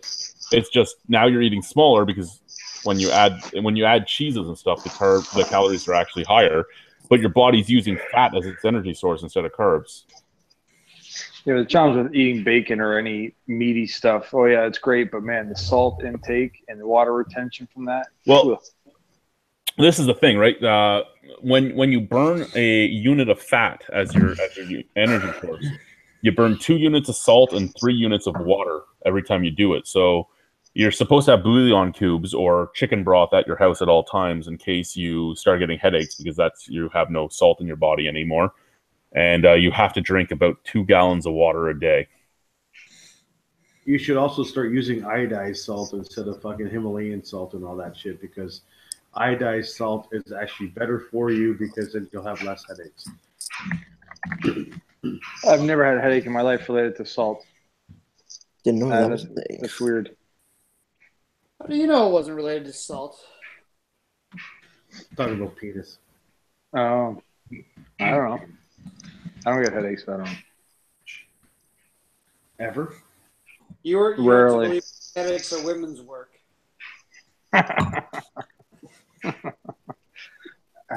Boy. Women cause headaches? What? Newsflash. Chet says the bar that serves Yingling isn't within walking distance. That's the problem. Hitch. Uber. Jace says the Lesser Greg is so happy right now. Really, all the way in Dublin, Ireland? From Chet, the best cease and desist ever. The video is even better. Mr. Angus Wangus says the Atkins diet is back, and I guess so. I've never done the Atkins diet myself. He died of a heart attack. What's the difference between the Atkins and keto? That's what I don't get. To me, they sound like the same. One of them, you have to do the Kegel exercises to strengthen your muscles. Oh, it's not keto. Oh, okay, I see. The Kegel exercises.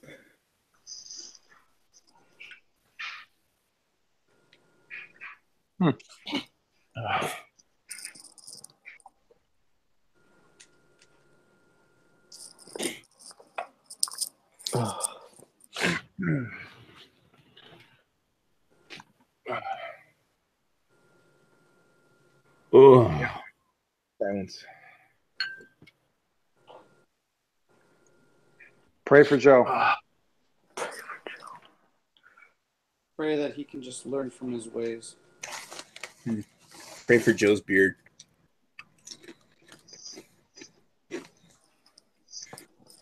Power and beards corrupt.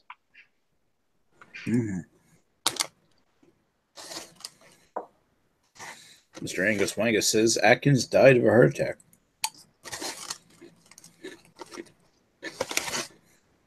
And what did keto? How did he die? Jim Keto. Is that the guy on Star Trek? No, he's the guy who's at Sensei in Karate Kid. Oh, that guy. The wax on, wax off guy. Oh, that's like a masturbation technique. Yes. Okay. That's what that diet consists of. I'm not doing a full ketogenic diet in the fact that I will be doing a keto cycle because I still am working out hard to do the Highland Games, so I do have to ingest some carbs every once in a while. So on my really hard workout days, I will have some pieces of bread or something before I do my workout. Mm-hmm. Otherwise, I just won't have the energy to do it. All right, I have been until today because I ingested a bunch of carbs today. Until today, I was in the keto flu, and that is basically you have no energy at all because your body is slowly changing over from burning carbs to burning fat. I do have the test strips too. My doctor gave me the test strips. Even though I've ingested so many carbs today, I'm still not out of ketosis. I'm still moving towards it. I'm just not at it yet. Fucking Angus Wangus, the Cheeto diet. I like that idea. The Cheeto diet is something that fucking Potter at work would be on. Yeah, no doubt. Hey, anyway, let's talk about your beer festival since we had a lot of fucking The pickle diet. Well, the beer festival, yeah. So May 26th, 2018 will be the beer festival at the same location as always. The eggplant diet. How many breweries you got going so far? So far, we just hit 10 today. We hit 10 today. Two of them are new breweries. Who's coming? 1 second, let me get to the Facebook page. Who's new? Listed. New is Second Wedge and Concession Road. Nice. Cool. I've, Was it cidery? Has 20 Valley responded? Are they coming to the festival? 20 Valley? 20 Valley doesn't like me anymore because I stopped talking to them after I found out they withheld a lot of information about the stuff going on between them and Brock Street. Ah. Oh. All right. You have Actually, the woman that was talking to me last night at the bar me and Chris were working at, she was very good friends with Wheels. Huh. So we have Oast House, Brimstone, Mhm. 26 Acre Cider, Four Fathers, Second Wedge, Cayman Kettle Beer Works, Ironwood Hard Cider, Nickelbrook, Concession Road, and Bench so far signed up. Will I get kicked out of the festival this year? Will you be drunk in front of the AGCO officer this time? I Yes. plan to- Again? Again, yes. That's the question. I plan to show him my penis and maybe hit him with it. That'll Then- go over well. He's got to get real close to you then. Probably get yourself kicked out. I mean, real close to you. Wait, You can are he cold. kick me out, or is the ultimate is it ultimately with you? No, he can shut us down because of you. Oh, okay. Well, Oh, there you go. I hear a challenge. Challenge accepted. Yeah. You know what? I'm okay with those kids around McDonald's house not doing so well this year. Greg, you're an asshole. It's Yes, terrible. They already got the money. The calories aren't what I care about there, Jace. The calories aren't the thing. It's the carbs. Calories. I burn a lot of calories now with the shit I do. Backwoods Billy Craft Beer Reviews is here, and he says he just works out hardcore 4 times a week, 4 hours in the gym weightlifting plus bike and run, stay in shape. Cheers. I don't work out that much, and I'm jealous. I wish I had that much time. well, you know what? When I was in high school, that's basically what I did. I lived in a weight room. I lived in the weight room, and then I had my wrestling practice, my rugby practice, my football practice. That's when I was in the best shape of my life. But I'm getting back to that point. Usually, when you're lifting weights, you don't want to really lift weights more than 45 minutes to an hour and a half. That's usually what most bodybuilders even do. It all matters what you're striving for, though. I mean, my workouts usually end up being about 2 hours because I'm doing burpees and push-ups and jumping jacks and everything else in between sets. But if I don't do that and I work out the way you're supposed to work out, which is not a very big rest period between sets, then I can do it in about an hour and 15 minutes. I walk the dogs. I do the stairs at work every single time. When Chris drives me in, I take 9 flights down. Usually I run up the stairs on the way back up. I didn't do it Tuesday. We went up and we talked the entire way up. Why don't you do a great workout and save Chris some money on gas at the same time? Just pull his car to work. I could do that. I know, right? It's the gas too. I'll be Mr. at your house at 2 o'clock in the afternoon. Hasn't opened up yet, so I haven't talked to them yet. Because if they're not open, I'm not going to get them to sign up. Because you never know when they're going to open. They have to wait for all their licensing and everything else. So you want me to show up at your place at like 1:30 so you can start fucking pulling my car? Because I know how fast you walk. So Chet asked if Chet said I need to do DDP yoga. hey, you know what? Yoga wouldn't be a bad thing for you to start doing, Chad. I'll just be honest with you. You know what? I'm going to agree with that comment. Why would you say that, Christopher? Dog. Yoga is fucking very healthy for you. Fucking stretch your muscles, get your fucking Yes. your body It in is. shape, and fucking yeah. And it's Chris very good for you. is a model of good health, so take it from him. Well, I wouldn't say I'm a model of good health. I am drinking the 100th Meridian from Mill Street right now, so Yeah, Oh, well, there you go. what good health am I in right now? I don't know. Just pray for Joe. You know what we should actually. Damn right. I would like to put in a promotion that the Ronald McDonald House donation be switched over to the Pray for Joe Foundation. Oh my God, I second it. yeah. All those in favor? It doesn't matter how many of you fucking idiots do that. It's not going to Joe. Come on, guys, let's go pee pee. Oh, I just walked into the wall. I literally just walked into the wall. If you're blind and you're albino. Yeah, I wouldn't take that from that wall, would I? Would you? Come on, Helga. Punch it. Put a hole in the wall, Chad. Punch it. You guys should see my garage right now. Come on, Helga. $20 for charity. Punch the hole in the wall. There's a lot of glory holes in your garage. So I'm reading my Untap right now, and Ashley Sexton says he just untapped the Beaver's Milk Stout Nitro, Chad. He said, and his comment was, "I followed the pouring instructions. Yay!" That's the best part. Oh my god, that's awesome. And he gave it I don't get this. I don't know if he's watching right now, but he could fuck himself. I don't get what happened. Does hilarious. someone not know how to pour a nitro beer properly? I don't understand. Apparently not. No, Chad didn't know how to pour it properly. That's a shame. Yeah, that's hilarious. Hey, Chris. You want to make Yo. yourself useful? I need a thumbnail. Oh. No? You're not doing those anymore? No, I will. What? Why? What's the current thumbnail on this fucking on the analysis? Oh, picture me. I want to get rid of it. All right, fine. I'll add me as a thumbnail. I'm just kidding. Find a screenshot. I'll do one up. I'll do one up. No worry. Yeah, make sure it says "Pray for Joe" in the title. Oh, of course. Why wouldn't it? Why would it? Pray for Joe T-shirts. There you go. Oh yeah. Chris, if you could substitute that little cup he has in his hand and your avatar with like whatever the featured beer analysis is, that's what you need. I haven't even looked at it. Just get pictures of Joe with something in his hand and then just swap in whatever beer you guys are doing that week. Hashtag pray for Joe. So we have a bunch of empty rooms now. You know, I got to clean the floors still because my kids were disgusting, and we have stuff hidden in here that I don't want my wife to take when she comes to get her stuff. Well, my ex-wife. Listen, hold on. It's not that your kids were disgusting. It's, they're kids. They're kids, man. They're kids. Your wife on a live hangout. I'm just saying.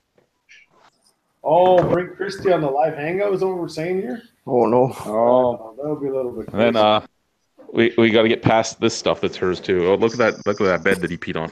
Anyway, You're in luck now.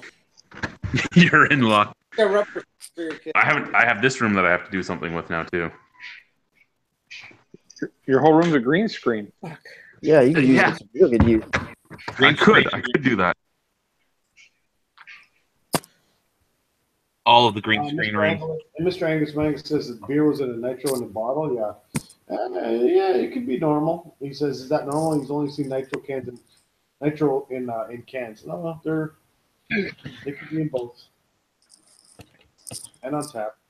Actually, when I was in Hawaii, the one place down there had an amber beer that was nitroed on tap. And how That was was it? fantastic. It was good. It was Mhm. really good. I rest my case. All nitro beers are the best. I don't care what it is. I don't think a nitro IPA would be that great, to be honest with you. No, probably That would not. be very interesting. There are a bunch of them out there. It's just I don't think I would like them.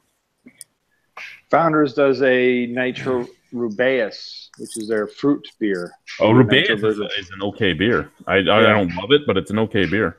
They have that on nitro on tap currently. Nice.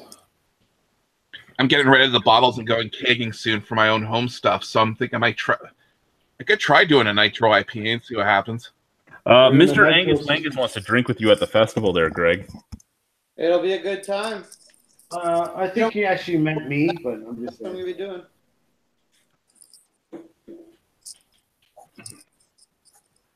Jace is still praying for Joseph.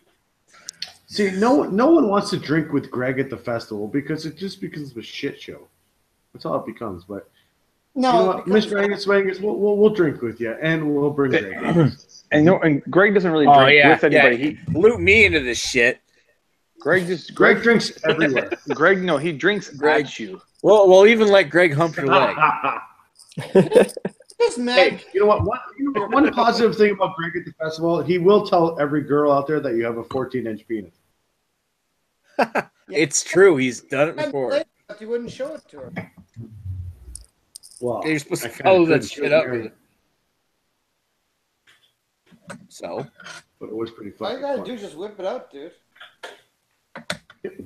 Whip it out. Bring out your magnifying glass. Everything will be fine.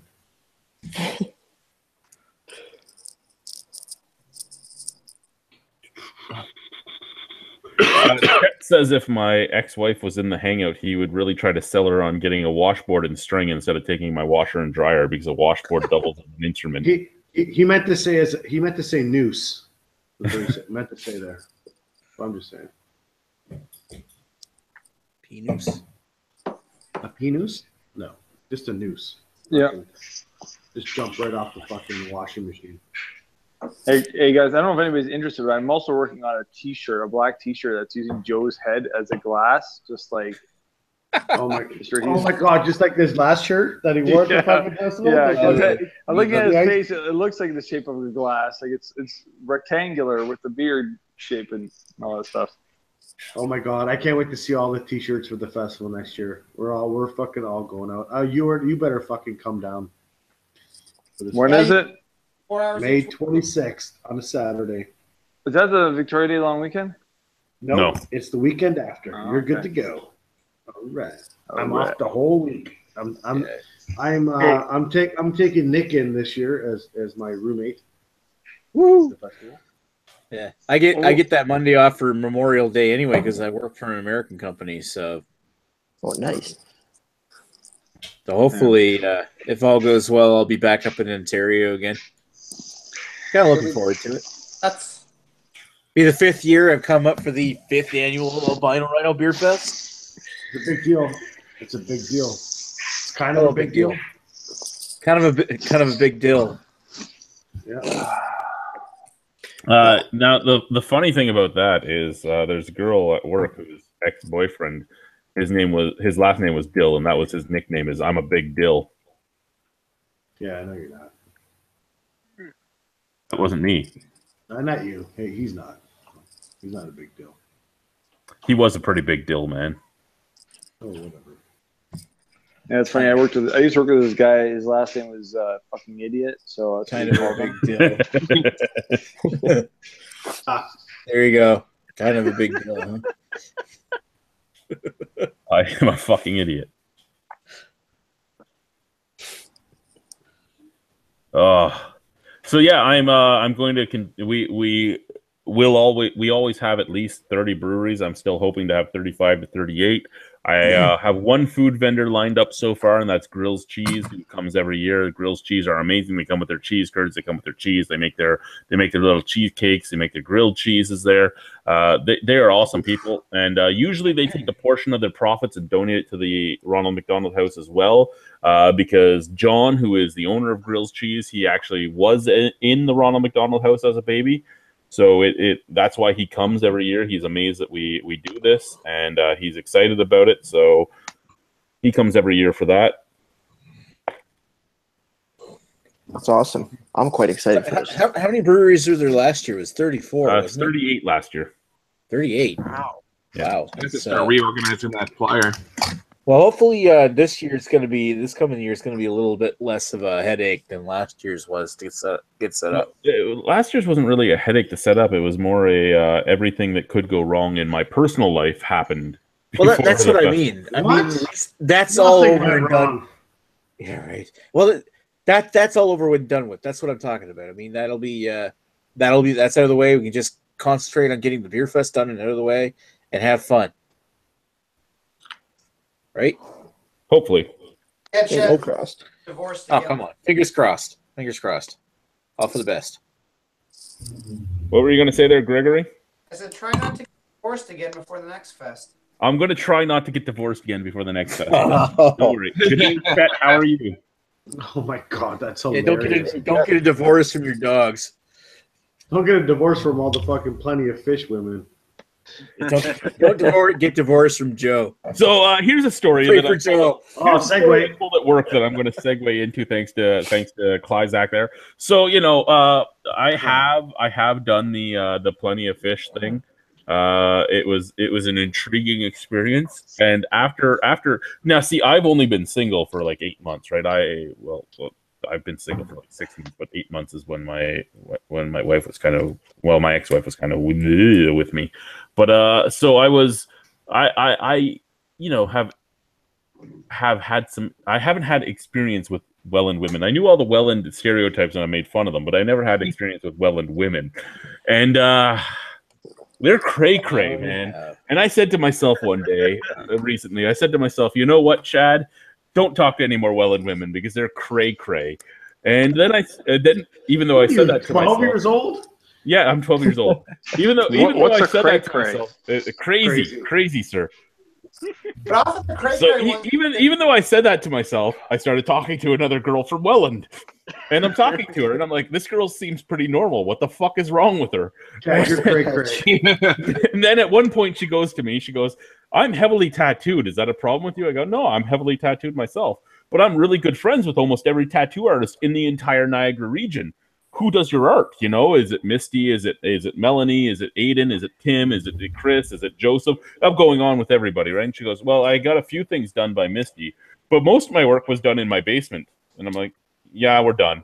And she's like, what do you mean we're done? It was a reputable artist. I'm like, there's not one fucking reputable tattoo artist that's showing up in your fucking basement to tattoo you. Okay, there's not one. I actually know one. No. Oh, you have to have such high standards.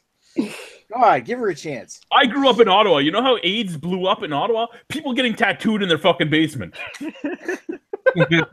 We'll just ask her to submit a blood test. I mean, There's no autoclave. There's no autoclave at your house. There's no. If I'm like, did they open new tubes? we're a dome. Tell her to get an HDMI test. Come on. I'm like, did they open new tubes in front of you? Did they open new tubes in front of you? She's like, no, they didn't open a new tube. They had a homemade tattoo gun. I'm like, what the fuck are you talking about? What some home? Okay, yeah, that's getting weird. yeah, It's that's getting- weird. it- If you're it's gonna do it in getting- your it's basement, you getting do it stick and poke. It's getting pretty well into that point. Yeah. It was very well Those are in. Gallows tattoos. And then out of morbid curiosity, I asked her what her tattoos were, and they were all like the Haggard tattoos. You know, it's like, oh, I got the Blair Witch symbol, and I got this, and I got that, and okay, All right. Okay. okay, Interesting, very interesting.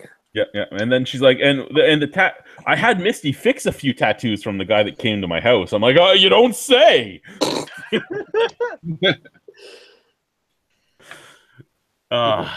Yeah. Yeah. What about food vendors? What are we talking about? Like I said, so far right now we have Grills Cheese, and that's it. I'm going to expect at least 1 or 2 trucks from Hamilton because the guys that do the Southern food truck that came the first year also do the salted pig that's there almost every year. They do the Georgian Hots that comes every Salted year. pig. Crazy Canuck, are they going to be there? I haven't talked to Crazy Canuck yet, but he loves the festival. He sells out every year, so I'm going to assume they're going to be there. Nice. Well, I hope they make it back.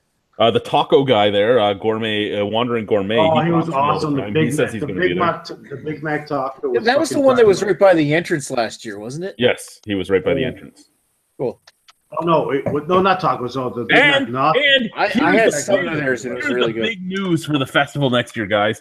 Yeah. You know what isn't in Ridgeway anymore? You know what isn't in Ridgeway? The flying squirrel. The flying fucking squirrel is gone. I don't have to fucking I don't have to think about getting arrested for beating a guy's head in on a fucking curb. Good. Because that guy's fucked. Yeah, he's now further down. He's in Crystal Beach. He's further down. Oh, fuck him. You're fucking pushing him into the lake. Splash. Throw him in the lake. Don't even Well, fucking yeah, it was push him. like every single fucking year, even this year, this year included, he fucking put up a And stink. this year we were trying to do everything he wanted this year, right? He's like, Yeah. hey, can I do a wine garden? So I'm like, I don't give a shit. Do a wine garden. I'm like, you need to get your own fucking liquor license though to do it because you're not using mine. But go ahead and do it. I'm not going to fucking stop you. Yeah. Like that's good because If I have people- people that come in all the time that go, I don't drink beer. Can I get in for free? No, go drink at the fucking liquor garden, the wine garden down the street. You know, like It's I'm not good with that. It's not like it's any skin off your back if somebody was to do a wine tasting thing or something. No, They're just- I don't care. That helps me. Go ahead and But do it. I saw that fucking asshole arguing with someone. Who was the guy that was watching the very games? Your buddy that skipped the That's- motorcycle. Oh, was he arguing with fucking with Lucy? No, not Lucy. It was the other guy. I know he showed up on a motorcycle. Lucy? There's a guy named Lucy? Lucy and Scott are the two that showed up on the motorcycles. No, not Scott. No, it had to be Lucy, you have some splaining to do. His real name is Mike. Lucy. Mike Lucy is his name. Oh, that must be him then. Okay, yeah. Lucy is an army guy. He's a grunt. That's what he is. He's an infantryman. He's usually in command of the security. It's Ken is in charge of security, and then Lucy's second in command. No, I'm pretty sure it was Lucy then. Then by the time we leave, Lucy's usually getting yelled at because we leave and Lucy's like throwing fucking pallets and shit on their fire on the patio. And every time I leave, I go up to Melody and Mike, the other Mike, the guy that works the door, Melody's husband. And I'm like, you guys have fun. I'm leaving. Lucy's all yours. And they're like, fuck you, Chad. Take care of him. I'm like, no, I'm going. Bye. That's hilarious. Yeah, Lucy is a loose cannon, but he's great at what he does. Like that's what it comes down to. It's crazy. No, he really is. He's crazy. He is. He's crazy. And then I know that Highlander wants to come again this year. So I told him not to sign up. Yeah, I told them not to sign up until they're sure that they can be there. Liam's already said he wants to be there no matter what. And I asked Liam not to flash anybody this year. So we'll see how that goes.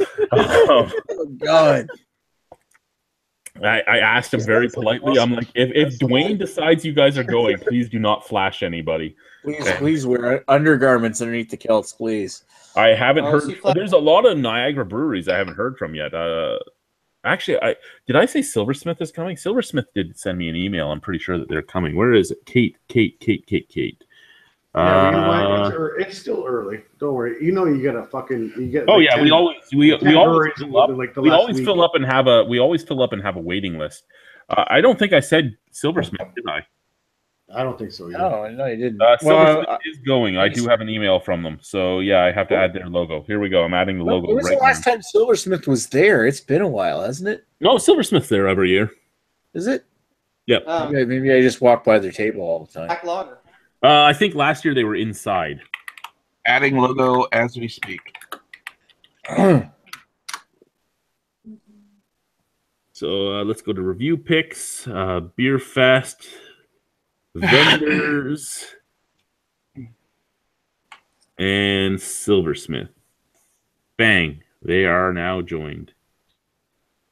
You know how hard it is to find a fucking Imperial Coffee Porter PNG for this fucking thumbnail right now? You can't find any. So You're looking specifically for a PNG, right? Yeah, don't worry. You know what? I'm actually done it now, so I'm going to send it to you in a second. Hang on. So now we have 11 breweries. 11 of the at least 30 that I guarantee every year. Awesome. Rolling in it. 11. And everybody that's signed up so far is outdoor vendors. Yeah, because nobody wants to be indoors because last year was fucking gorgeous last year. Well, this is the thing, right? Indoor is cheaper because indoor you're taking the chance. If it's gorgeous, people don't go indoors as much. But if it's horrible, you make more money in indoors. And in May, you never know what's going to happen. We've had one bad year and two good years and one semi-okay year. The semi-okay year, both indoor and outdoor did pretty good. I am, like I said, I'm looking for sponsors this year, and if I get sponsors, I'm going to do up little fucking programs so people know who's indoors. Because one of the indoors breweries whined last year that they didn't get as much traffic inside. I'm like, I told you right up front that you didn't get as much traffic inside. That's what it is. Deal with it, motherfuckers. What was that brewery that had like one saison beer that was inside and hardly did any business? You have to be a little bit more specific. I'm being as specific as I can be. I can't remember. Nick, sorry, I was reading the comments. I didn't hear you. There was like one brewery that all they had was a saison and they were inside. Oh, that was fucking Symington Brewing. Symington. I think I did try their beer, but nobody was floating around there. They showed up with one product. Yeah, they showed up with one product. They had the worst sales that year. They still did better than Black Oak usually does, but Black Oak does horrible because Black Oak shows up with everything you can get everywhere across Ontario. Yeah, And you so want to go to Ken asked me. Ken asked me last year. He goes, "Chad, are you angry at me? You didn't invite me to the festival." I go, "Ken, I love you. I didn't invite you to the festival because I feel like I'm stealing your fucking money because I don't even really pay you as much as you pay to get into the festival because you bring the same shit every year." And I'm gonna step on Joe. I'm gonna do my best Joe impersonation right now. That's on him. Well, it is on him, and he understood that. He goes, "Okay, Chad, I understand. Thank you." And I go, "Yeah, that's all it is, Ken. I don't hate you. I'm not angry at you. Everything. I support your brewery. I love you. You're a great guy. You're one of the coolest guys. You're one of the coolest and weirdest guys I've ever met in the beer industry. But I'm just not going to ask you to the festival if all you're going to bring is your fucking Nut Brown and your IPA that's been available for almost 20 years all across Ontario." bring 10 better years, you know? Yeah, bring something else. Hey, Chris. Yo. Great thumbnail, but you forgot to put it in the Pray for Joe reference. Oh, shit. Okay, never mind. All right, I'll redo it. Way to fuck up, Lizzo. What do we have here from I'm still on it. Middlefra asks, he says he missed out on the pun. Who the fuck is Joe? If he's sick, I apologize. Jace responded, Joe is dying of beer too. But Joe. Middlefra says, okay, then it's all clear to me now with a face of a stoic face. Mr. Angus Wangus says the French population is Welland, and he's true. Virelex TV gives us a thumbs up. Good day to you, sir. Welcome, or ma'am. Kent Beer Review says, sounds like a fantastic festival. One year I will get out there. Oh, Craig, please come join us. That'd be amazing, fucking dynamite. Craig. The first year we did this, the first year I started this, we were supposed to have Dave come out, but that was when Dave got sick, so he wasn't able to get out. Oh, is there a beer poster going on over there?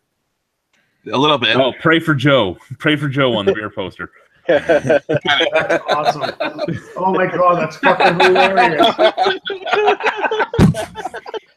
That is fucking somewhere on that poster we're also going to have to put the time at some point and go to the Ronald McDonald House, but we can deal with that later on.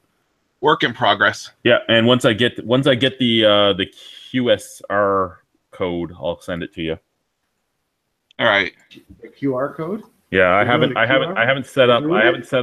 Well, we do it every year. I haven't set up the ticket scene yet. So they actually emailed me because usually I have all this stuff done by fucking November. They emailed me and they're like, "Where's the Q? Why haven't you set this up yet?" I go, "Man, I'm late. Okay, you'll get all the information come January." That's funny. Wow, look at that. I don't know. What do you guys think? You guys can see what he has up there. Do you think we should leave those all black and white or should we do the color? Well, I can't see anything. Hold on. I'm still sending Nick something right now for the analysis. There we go. I kind of like the black and white just to keep it simple. It's cleaner. Yeah. Mm-hmm. There's just some, like, if Flying Monkeys comes and all that, we'll figure it out. It's a work in progress. What happened to the Pray for Joe thing? I don't see it anywhere. Am I missing? Yeah, no, it totally needs to Pray for Joe thing. Like right to the left. At the Just very make a bottom. Pray for Joe fest. Nick, I sent you the thumbnail. Yeah, I see that. Thanks. All right, good. I'm trying throw to that one go up. in and upload that now. PrayForJoe.com. Oh my god, I want to buy that domain so bad right now. Let's see if it's available. Go right to go, Daddy.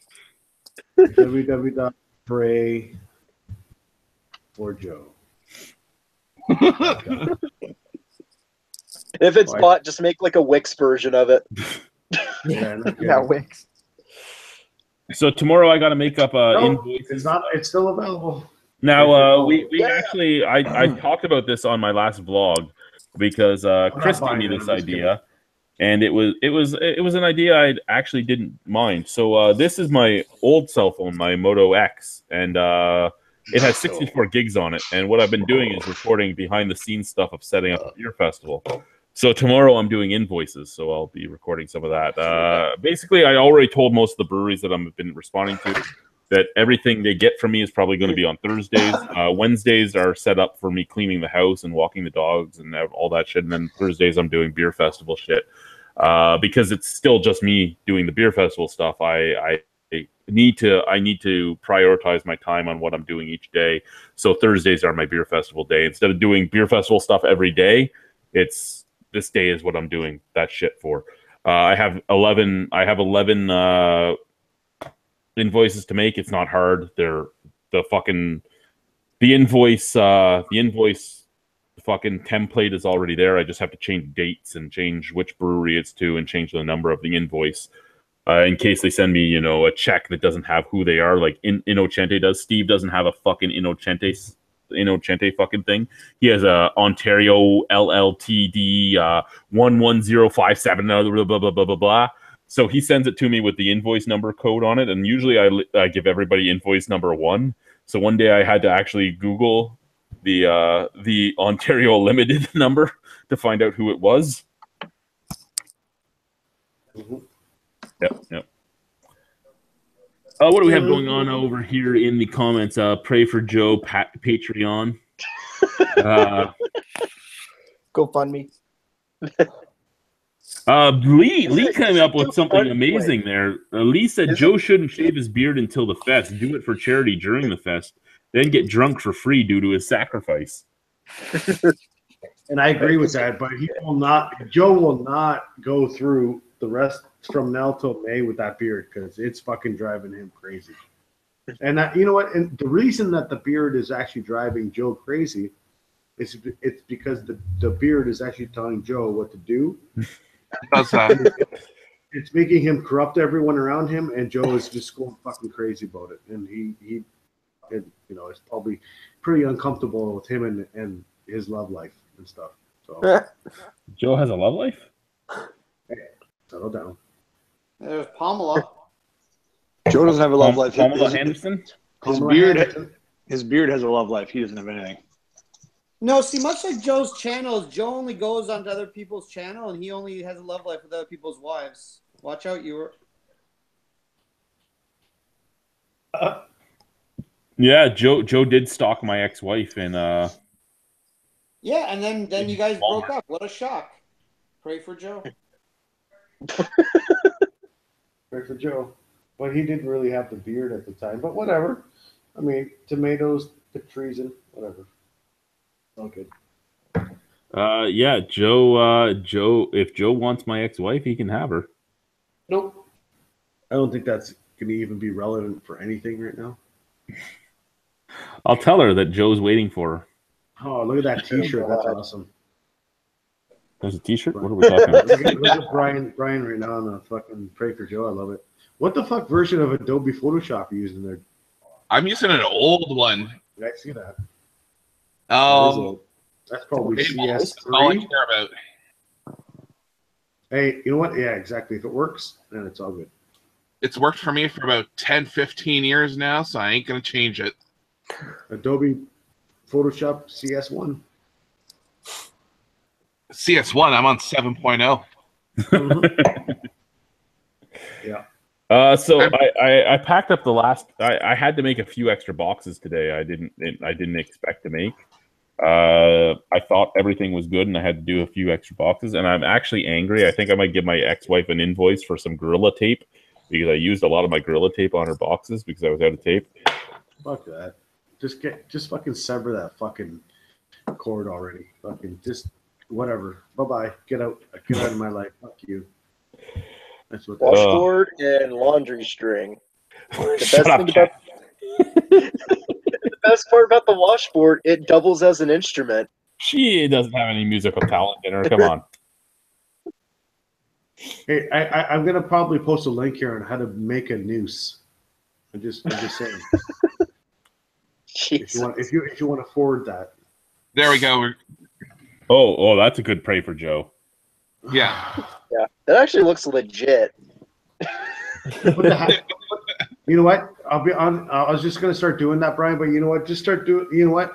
Take out the take out the spaces between the words and put the hashtag before it and get rid of the fucking red background and just do a hashtag Pray for Joe on the black t-shirt. God damn, Klizak. Go for the whole Supreme look. No, it's good like that. And then Go you for could the- you could go do for those high-end you could do a people. little you could do a little fake beard on the bottom of underneath it. Right under the Joe portion for the beard. You guys should make those shirts and sell them at the festival. Yeah, all lowercase. Yeah, that's perfect. There you go. There's the shirt right there. Perfect. Man, I hope I can get my passport by You that. know what? I will. I am trying to see if my T-shirt guy is going to Alright. sponsor us this year to do the staff shirts for free, and if he does, I'll get him to throw some of those in for nothing. Oh, that's in Russian. Yes. Is that Russian? Yes. That's hilarious. Joe. It's hilarious. We need Anna there to translate that for people. What's this shirt say? Pray for Joe. Pray for Joe. That's funny. Jamie says, "Do I get a cut from these t-shirts?" No, you don't. Jamie, no, you don't. Jamie did create the Pray for Joe hashtag. He started it. Yeah, but you know what? Well, I'll buy you a beer. Okay, I'll buy you a sample out of my free tickets. I'm just doing. Oh, he's got cursive. Nope, get rid of the cursive. Kent says pray for Joe's beard. See what's happening right now. Awesome. All right, gents, I'm going to bed. We'll see you all later. Okay, you have a wonderful Have a good night. Thanks for coming, bud. Hey, change your avatar. Change your goddamn avatar. Oh, he's gone. Never mind. Man, he's not fuck around when it comes to bedtime. So we have 14 viewers. What do you guys want to talk about? Tell us. Talk to us. What should we talk about? We're done beer news. What's everybody's favorite beer so far this year? Bring out your We'll start with Gregory. I don't know.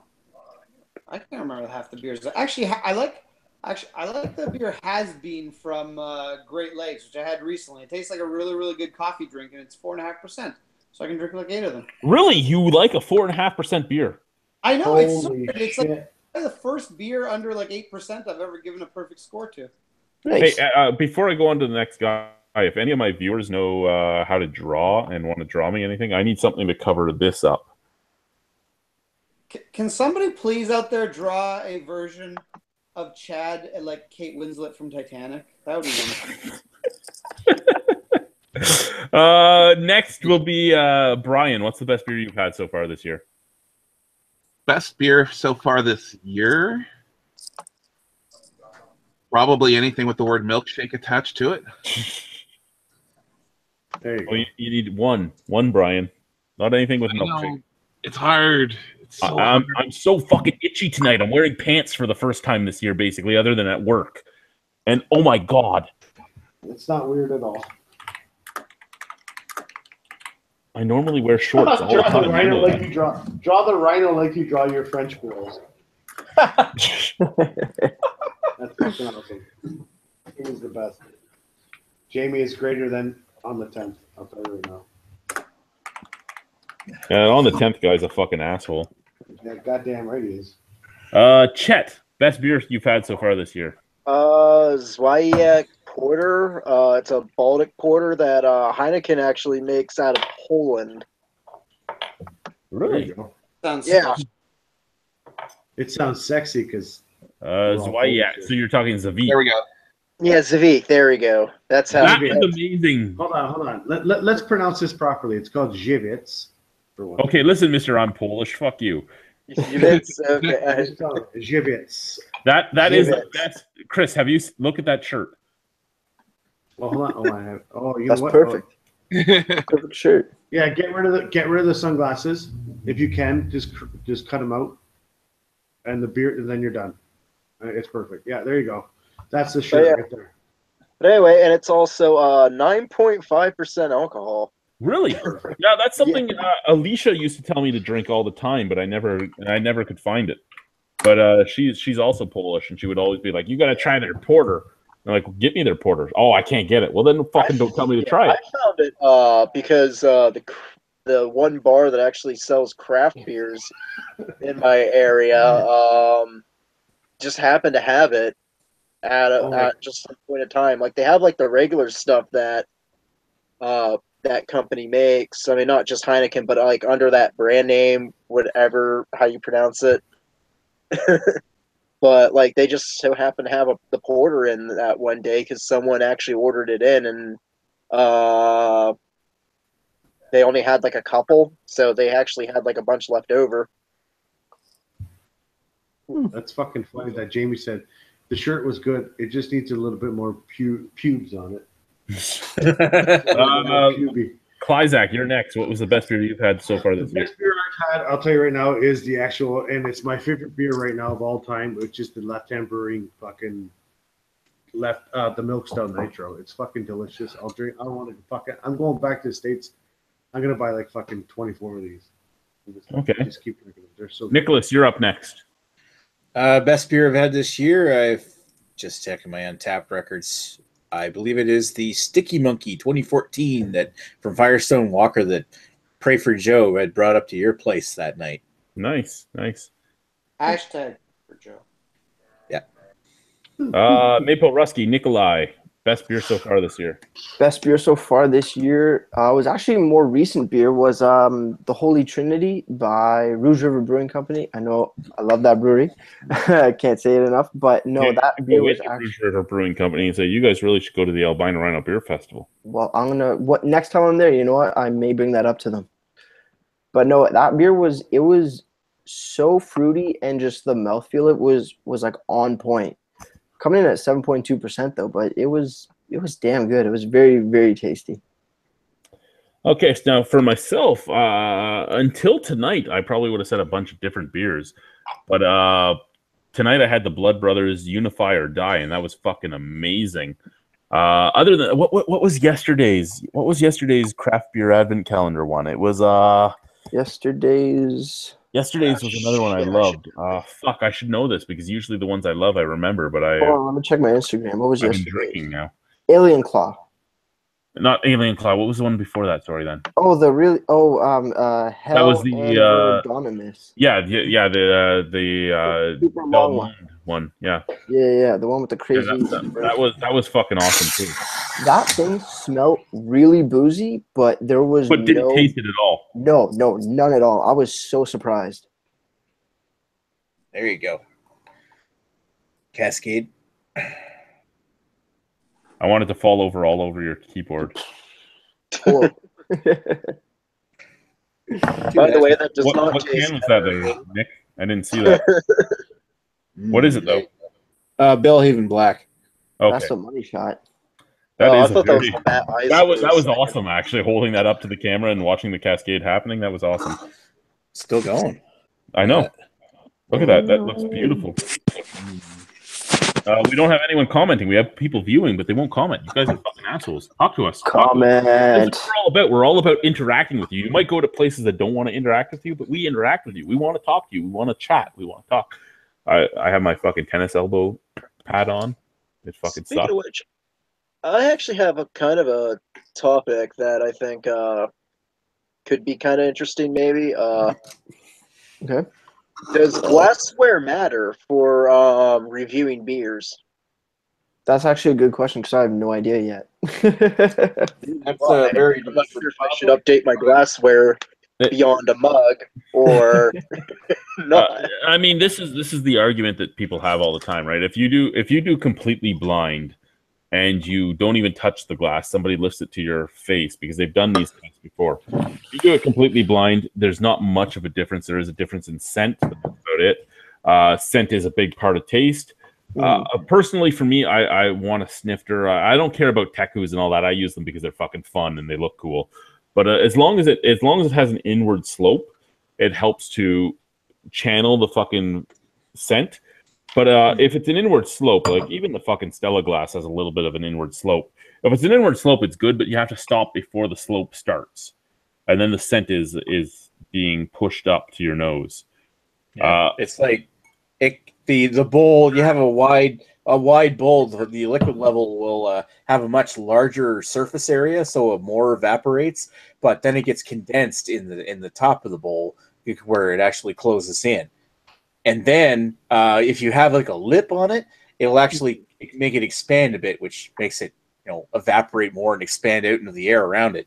So it actually kind of condenses the smell and then expands the smell, and it actually improves the ability to smell and experience the beer while you're drinking, because smell is incredibly important to the taste.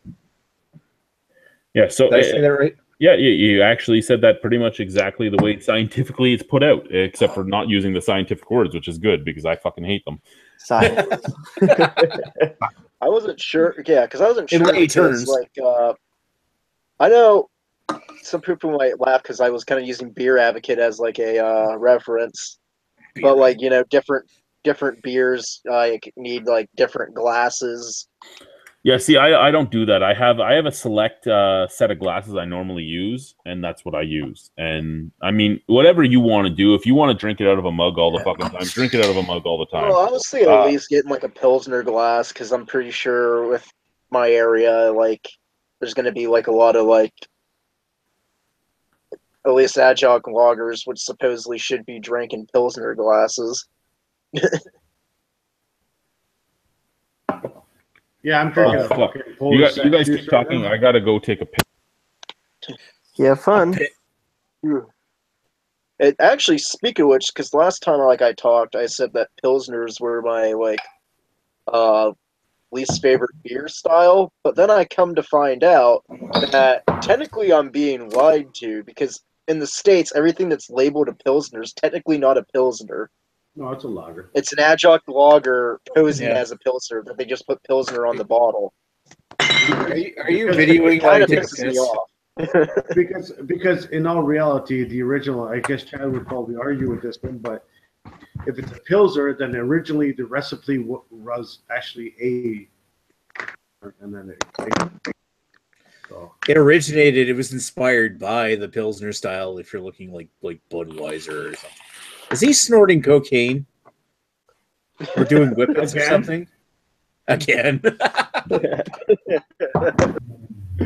but it used to, like, what they call Pilsners in the States used to be based on the style of what was Pilsner in Germany, because Pilsner was an incredibly style. But I mean, now, like, what they call Aren't Pilsners, Pilsners especially supposed to be like actual Pilsners, aren't they supposed to be like hoppy?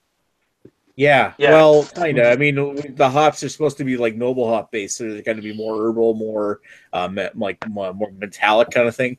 Where like a German hop, right? Yeah, because I'm like kind of comparing to like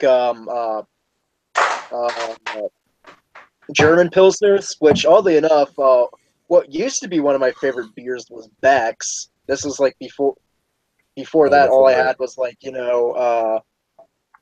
Budweiser, shit like that, Natty, unfortunately. More regular average Joe beer. Yeah. stuff like Czechvar or Pilsner Urquell. Pilsner Urquell. Yeah, I've had Czechvar before. But yeah, it's like that stuff, and I'm like, wow, I actually kind of enjoy that. And then I had like, in college, I had Lion's Head, and I definitely overpaid for that because it was like $10 a 6-pack or some shit like that, and it just tasted straight up water. And what's even funny, I found out that they have. If you want a Pilsner, Chat, I don't know if you can get. I don't know if you can get Steam Whistle, but you know what? If you want to go anywhere near a North American style Pilsner, then Steam Whistle is probably where you want to go. Steam Whistle is actually a pretty good example of what a North American Pilsner should be. Exactly. I mean, it used to. Like the first time I ever had Steam Whistle, I thought it was a spot-on clone of a Czech Pilsner, but like I thought it was like incredibly like accurate. Last couple times I've had Steam Whistle, I don't find it quite as much. Like it's dialed back. It's a bit more. Yeah, it's dialed back a bit now. But you'll notice it though. Yeah, between a lager and a pils. but But you know what? you get what When I'm me and saying. when I'd me and rather not Chad, pay like a bunch of money for like something that just tastes like water just because they slapped the name Pilsner on it. No, Yeah. steam whistle doesn't taste like water at all. Yeah. no, Steam Whistle's got some flavor. But I mean, I remember when me and Chad went to the Steam Whistle Brewery in Toronto this year, back in May.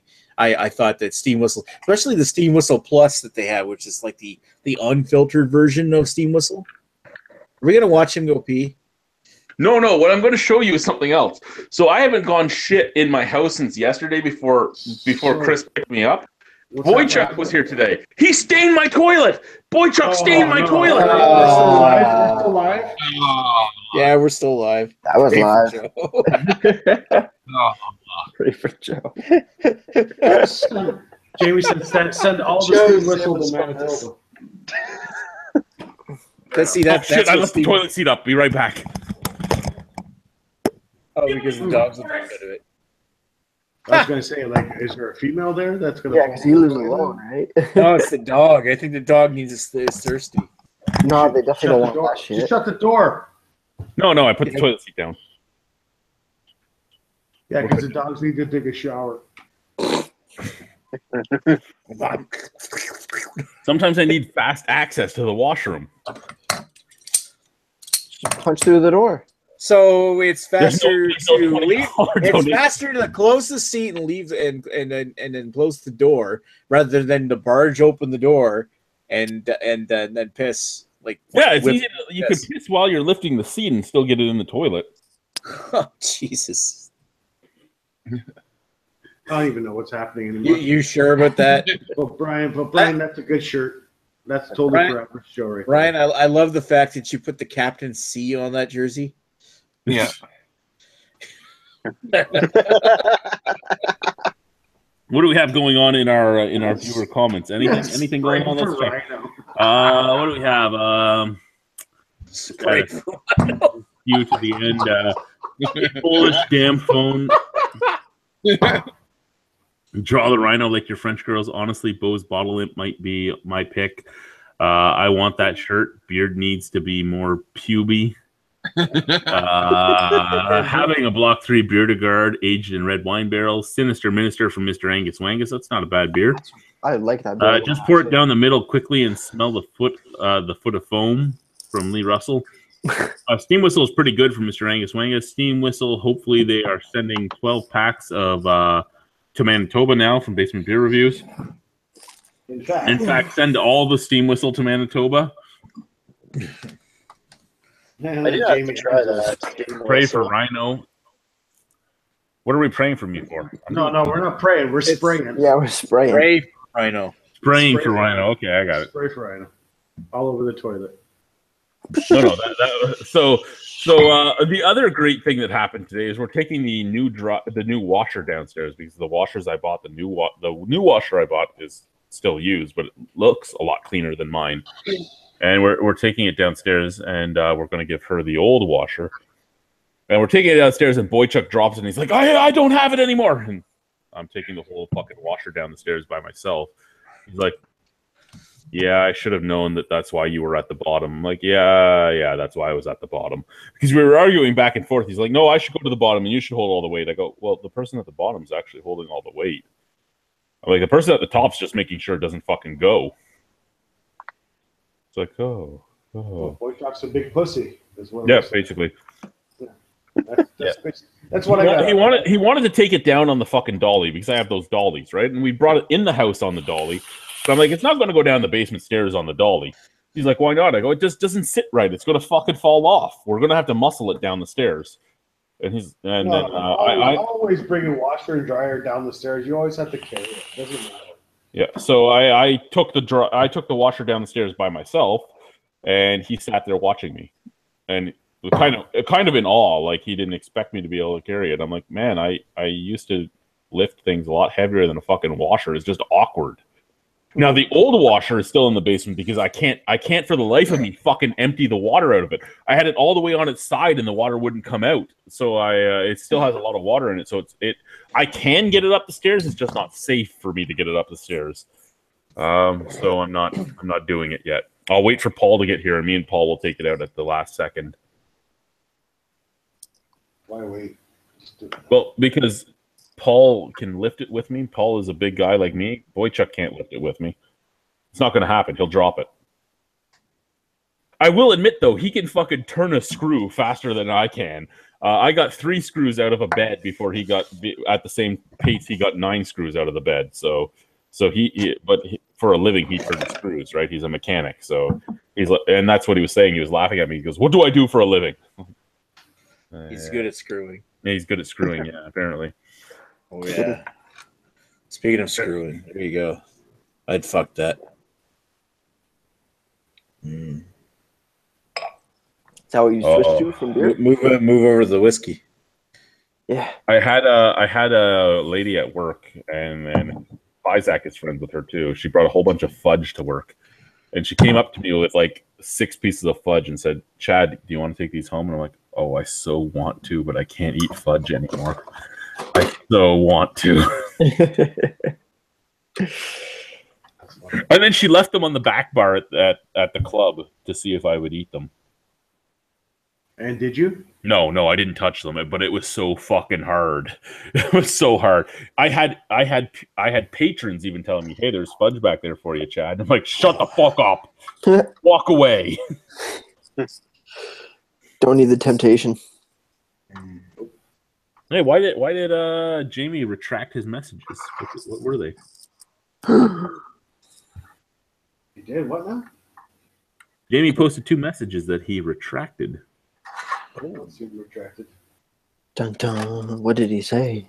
I don't know. The mystery. So yeah, and the biggest problem with moving anything in this house is you have a fucking boxer or a German Shepherd Mastiff right on your heel every time you do anything. Adding that much more pressure. So the old dogs I had, right, the Scottish Terrier and the Mutt I used to have, they learned pretty quickly to get out of the fucking way because they didn't want to get stepped on. But they were both 30-pound dogs, so if you stepped on them, they could die. These dogs is just a fucking inconvenience. They're like, "Fuck, you stepped on me." Whatever. Like, so they don't give a shit. They don't give a shit at all. They're like, well, they step on you and you drop whatever you're carrying.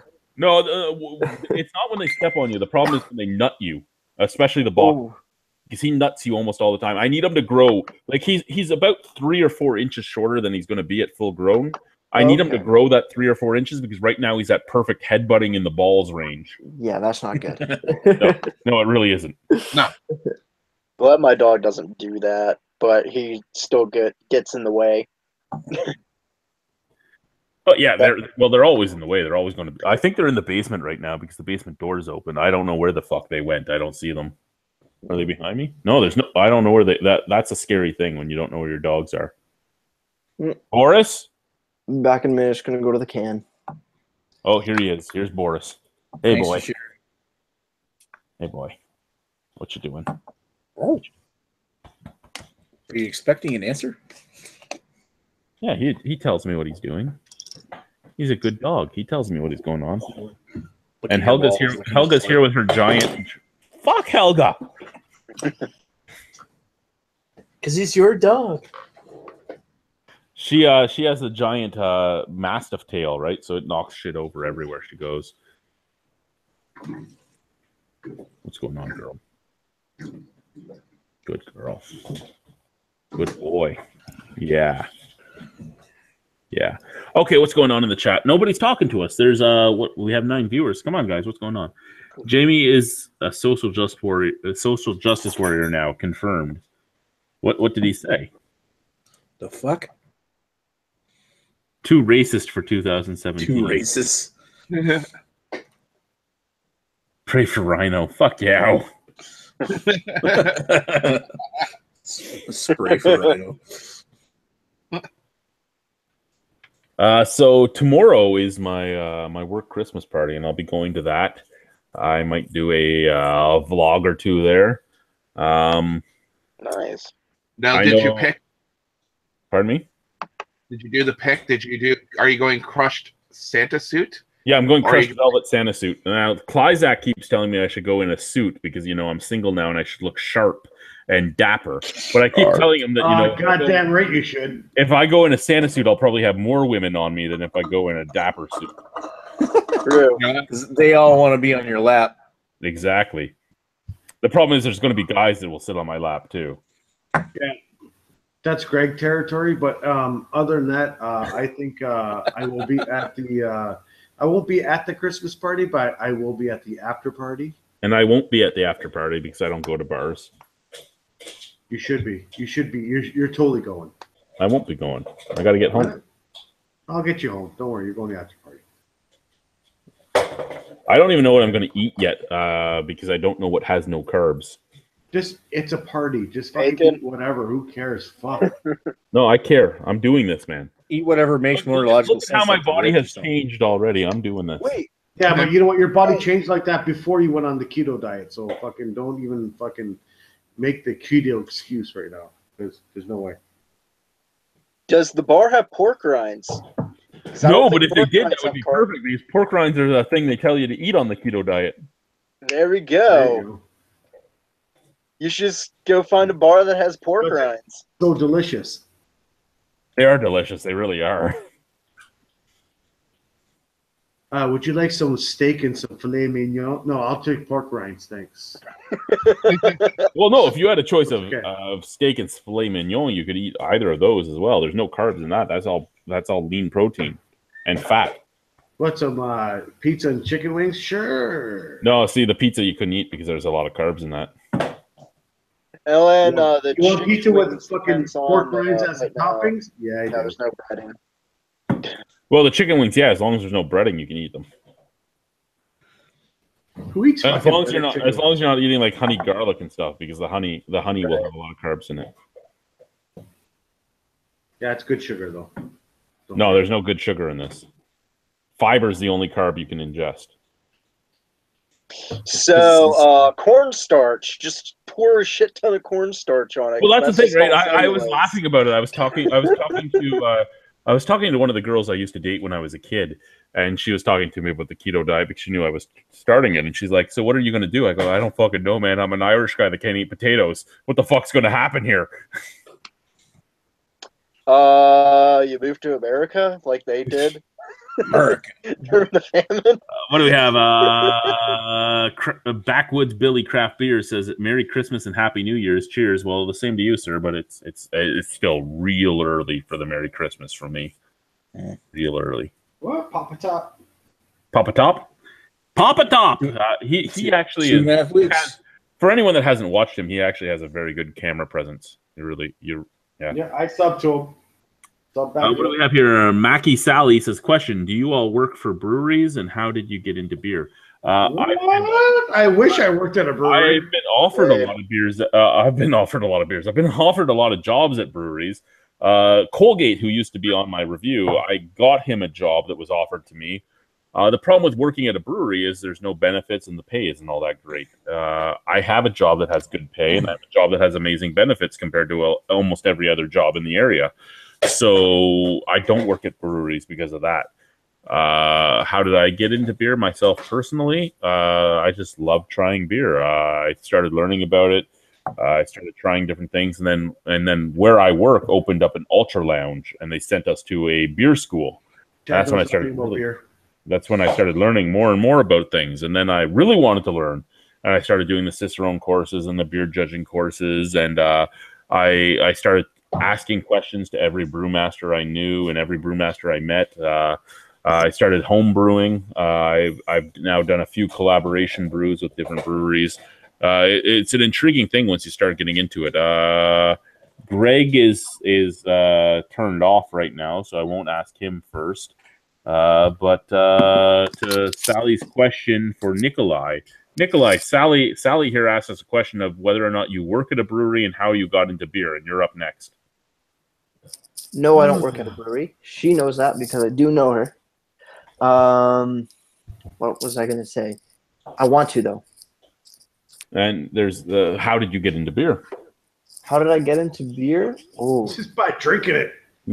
yeah, more or less. One day at the LCBO, going around, I'm like, you know what? I want something different than butter, a Canadian. So I probably found some sort of craft beer and I started drinking it, and then I finally liked it, and then I'm like, okay, let's see what else they have to offer at the LCBO. And Now you're younger than most of the people on this panel, so were you at the LCBO when craft beer was pretty prevalent there, or was it still the Lager Control Board of Ontario when you started drinking? It was a bit more prevalent, but not as much as it is right now today. They still had a good variety, but in the next, I think it was at the good point where they started bringing in a ton more in like the next couple of years, kind of thing. Now, for you, Sally, Nick is next. He's from New Brunswick. Again, Nick, do you work for a brewery? How did you get into beer? I don't work for a brewery, and I got into beer by experimenting. Just like, every young man's fancy turns to drinking alcohol at some point. But it was a few years until I started drinking actual craft beer. Back in like 2009. So, but as far as like what got me into beer, I just sort of started dabbling with drinking craft beer myself. Alrighty, on the 10th, you are next. What? I'm next right now? Oh my On the god, 10th. that's crazy. All right, so I don't know. I just started fucking doing beer reviews in my own opinion on the 10th. Please subscribe. That's a shameless plug right now. I feel like red beer right now, but you know what? I like beer. I've drank beer for a long time, and now I just started getting into different styles of beer. And yeah, that's basically it. You gotta try everything out there. It's basically what it is. And I have my pizza cooking in the oven right now, and it's fucking beeping at me. But yeah. So no, I don't work for a brewery, and that's the end of the question. I'm done. Chet, you're next. There you go. No, I don't work for a brewery, and I got into beer by going to college, but mainly actually getting into beer was due to me getting so sick on my 21st that I didn't want to look at liquor ever again. And one of my friends just offered me a beer, and I'm like, sure, I might as well, since it's not liquor and everything that's going to make me sicker than hell. So after that, I just kind of started getting really into beer, and I honestly prefer it to liquor. Like, if I go anywhere or go out, I'd rather just get like beer as opposed to like get like a bottle of like a nice wine or a nice, rum or something. I'll actually go out and try to get like a nice beer. Hey, stop raping your sister. Brian, you're next. Do you work at a brewery? How did you get into beer? I don't work at a brewery. I am a home brewer, though, and I might actually turn it into a brewery one of these days. Who knows? And how did I get into beer? Drinking it on a patio.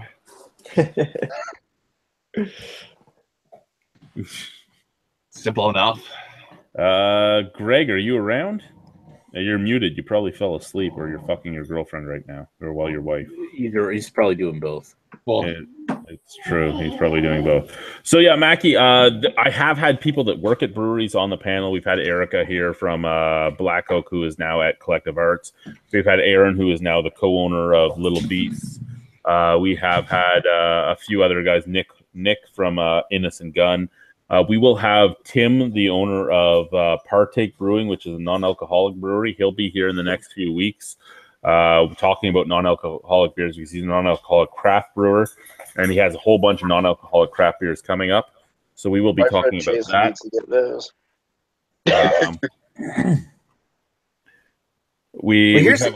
Go ahead. Well, I was just going to say, here's a topic for discussion. Like, when it comes to when you got into craft beers, did you drink lagers first? Were you into like drinking just lager beers when lagers were the predominant form of beer out there, or did you did you get interested in beer because of craft beer? And what I mean by that is that, like for myself, when it came to craft beer, I finally found out when I started drinking craft beer that beer could taste something more like bready piss.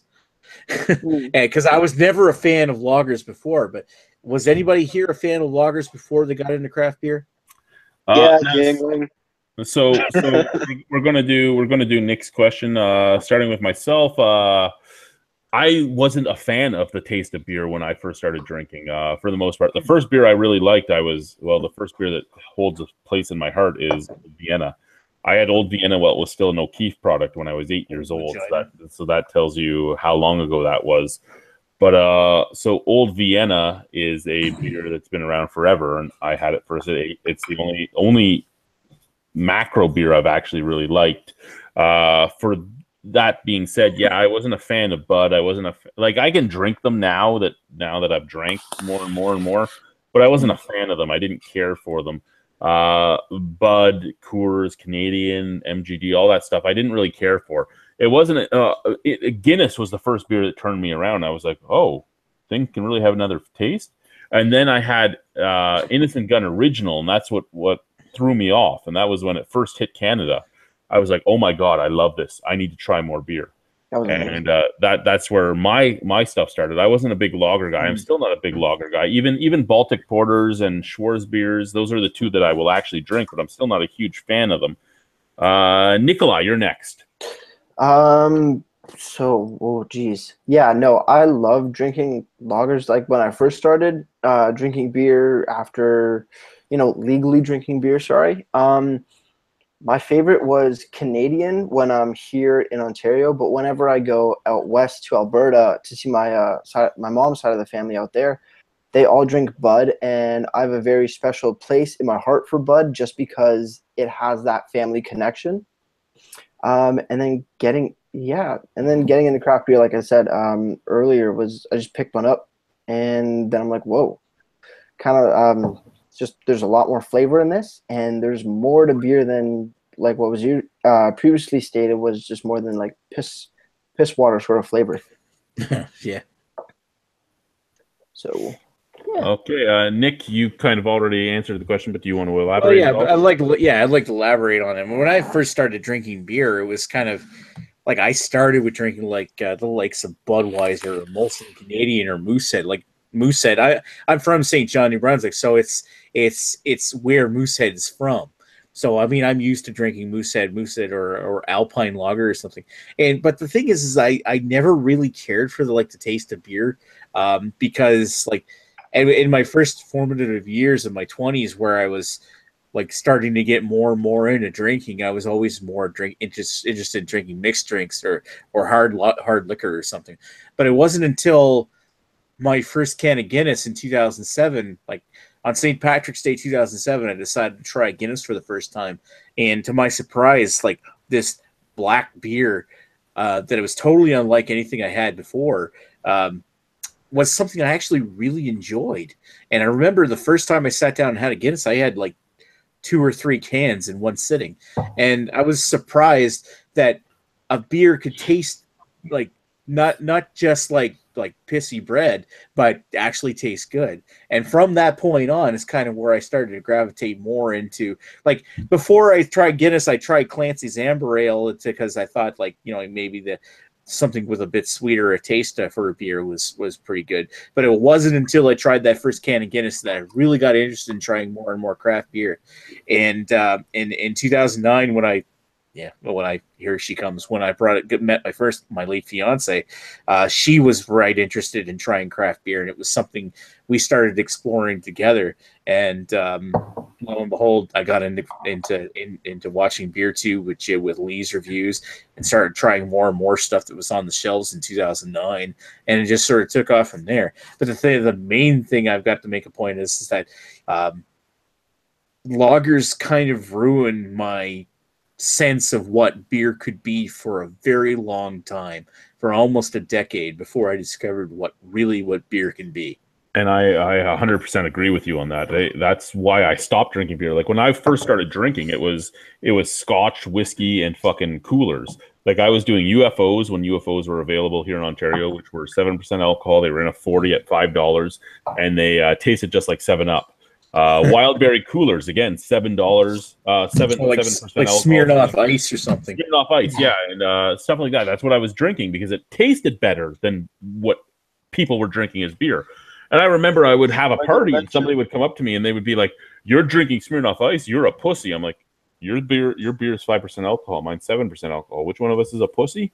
Like shit like that. It was just, it tasted better. Chris, you're next. Well, I just gotta swallow my pizza that I'm enjoying right now. Fuck you. You're doing that on purpose, you motherfucker. Yeah. Making me hungry. What did I?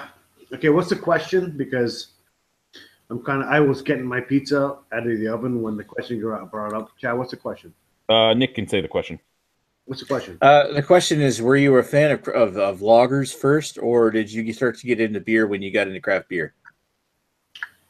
Still a fan of lagers. My go-to beer is still Coors Light when I'm out at the bar scene or whatever. Or if I have a get-together or a party going on, then I will have Coors Light in my fridge. Or Canadian or a mix or get-together pack or whatever, just for and I don't mind having still a Coors Light after work or whatever, just to chill out, whatever. Because you know what? It's fucking, I don't you guys are going to all argue with me right now, but Coors Light for me is refreshing. I enjoy it, and it's fucking delicious. But anyway, why would I argue with you? You know my thoughts on that. Yeah. When it comes to craft beer, I'm new. I'm new to the scene, to be honest with you. I've only joined the Rhino and his channel, and joined this fucking BDU for just over a year now. So I'm still only been new. like 2015, 2016, isn't it? Yeah, so I'm new. I'm still new to the scene. I'm still enjoying and tasting. Well, not necessarily enjoying everything, but I'm tasting everything out there. And I'm developing my palate, and which is very important if you want to start getting into craft beer and stuff. And for those of you that don't know, I'm sorry to interject, but Chris quit smoking too, so his palate's going to continue to develop. Yeah, it is. And the other, thank you very much. Congratulations. Since Pray for Joe's not here, I will interject and pretend I am him right now and say, you know what, your palate will change over time. Every 7-8 months it'll change, and you'll start enjoying beers differently. And there's going to be other styles out there that you're going to ingest and appreciate or depreciate, because some styles you're not going to like. But that's the whole thing, right? All taste is subjective. You got to try everything out there. I sound like my own opinion video right now. And you know what? Become an alcoholic. That's the important thing right now. Drink everything, because you're not gonna fucking learn nothing unless you drink everything out there. No, I'm just kidding. You know what? Just get out there, try whatever you can. I mean, and develop your own palate. Like I said, you're gonna find some shit that's gonna be disgusting to you. You know what? I don't like the high ABV beers, ABV beers, yeah, alcohol by volume. ABV, yeah. I don't like them as much as something that I can session all day long with flavor. But I'm developing my palate. You know what I mean? And you got to try everything. But that's what I do. And to going back to the very first question, yeah, I did start off with fucking lagers and pilsners and all that stuff, and I still drink a lager. I still drink my Coors Light. So that's what I got to say. Okay, Chet, you're up next. Well, I started off with lagers, since technically malt liquor is lagers. But yeah, I started with 40s because that's what was available. Although my first beer was Keystone Light, which was gross. I didn't really get into beer that much until I drank like Pabst, because that actually didn't really, I didn't think it was amazing or anything, but it was drinkable, and it's still one of my go-tos just because of that fact. It's not that expensive. Then I got introduced to Yingling, which actually, for a macro, actually has quite a bit of flavor, and I also like the Yingling Premium and the Black and Tan. And if it's available, I normally prefer to go for that. And ever since drinking Yingling, just get introduced with a beer that actually has flavor to it. I've been, kind of looking at like different other beers that have like, better flavors. I got into Guinness, Heineken, the typical imports that you normally find. And then I got really into craft beer eventually. And then I think that was mainly through like IPAs, typically, because it seems that every craft brew has like 1,000 IPAs. Of course. So that's pretty much about it. I mean, I'm kind of frankly due to like the craft beer thing, just because like throughout college I was basically, didn't really have a lot of money or anything like that, so I would just kind of get like the cheapest thing that just didn't taste disgusting. And I'm kind of glad like right now I can actually, just go out and just get something that I'll actually enjoy drinking. Mm-hmm. Well, no, college is definitely one of those times where you're always tight for money. You want to find something, I guess, best taste for your low dollar cost. Yeah, and for some reason the fraternity parties, even though my fraternity actually was smart and got good beer like Yingling, but everybody else is just like, yeah, here's Jenny Light. And yeah, despite my family connection to that, that was my grandmother's beer. I still say that is ranked my second worst beer that I've ever had. Okay. Number one's Burger Classic. It tastes like the Reds, and the Reds suck. That does not sound appealing. I've never seen that up here in Ontario, but Burger Classic Brewed in sounds more like Cincinnati. a burger joint. I want Burger Classic just because of Brewed the in name. Cincinnati. And apparently people drink it during the Reds games, and it's just like, go right ahead. I'll stick to my Iron City and Yingling during Pirates games. Mr. Stella Bottle is next. Yeah, I started out just like blue and OV, just drinking what my dad drank back in the day. And then I just started going out to bars and stuff like that. Most of them didn't have either blue or OV. So I decided to be Mr. Fancy and start drinking Stella and Heineken. And then all of a sudden I tried Mill Street or Organic one day, and it just bloomed from there. Wow, So you were a lager fan first. I started out as a lager fan.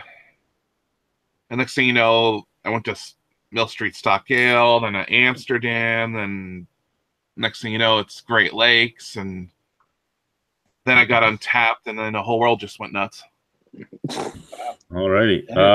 What do we have going on in the comments? Next was I don't want anyone to unfriend me from Jamie. Then Ethan Flair showed up with "What's up, buttholes?" Nice. Lee Russell, the Atkins diet is for fucking morons. And then Jamie, as long as you don't go full Nazi, I'll be your friend. And hey, Ethan Flair. Ethan comes back with a wakey Sally. They just drink too much. Thank you, Ethan. We love you. My diet is no Ebola and no wieners. Everything else is cool from Jamie.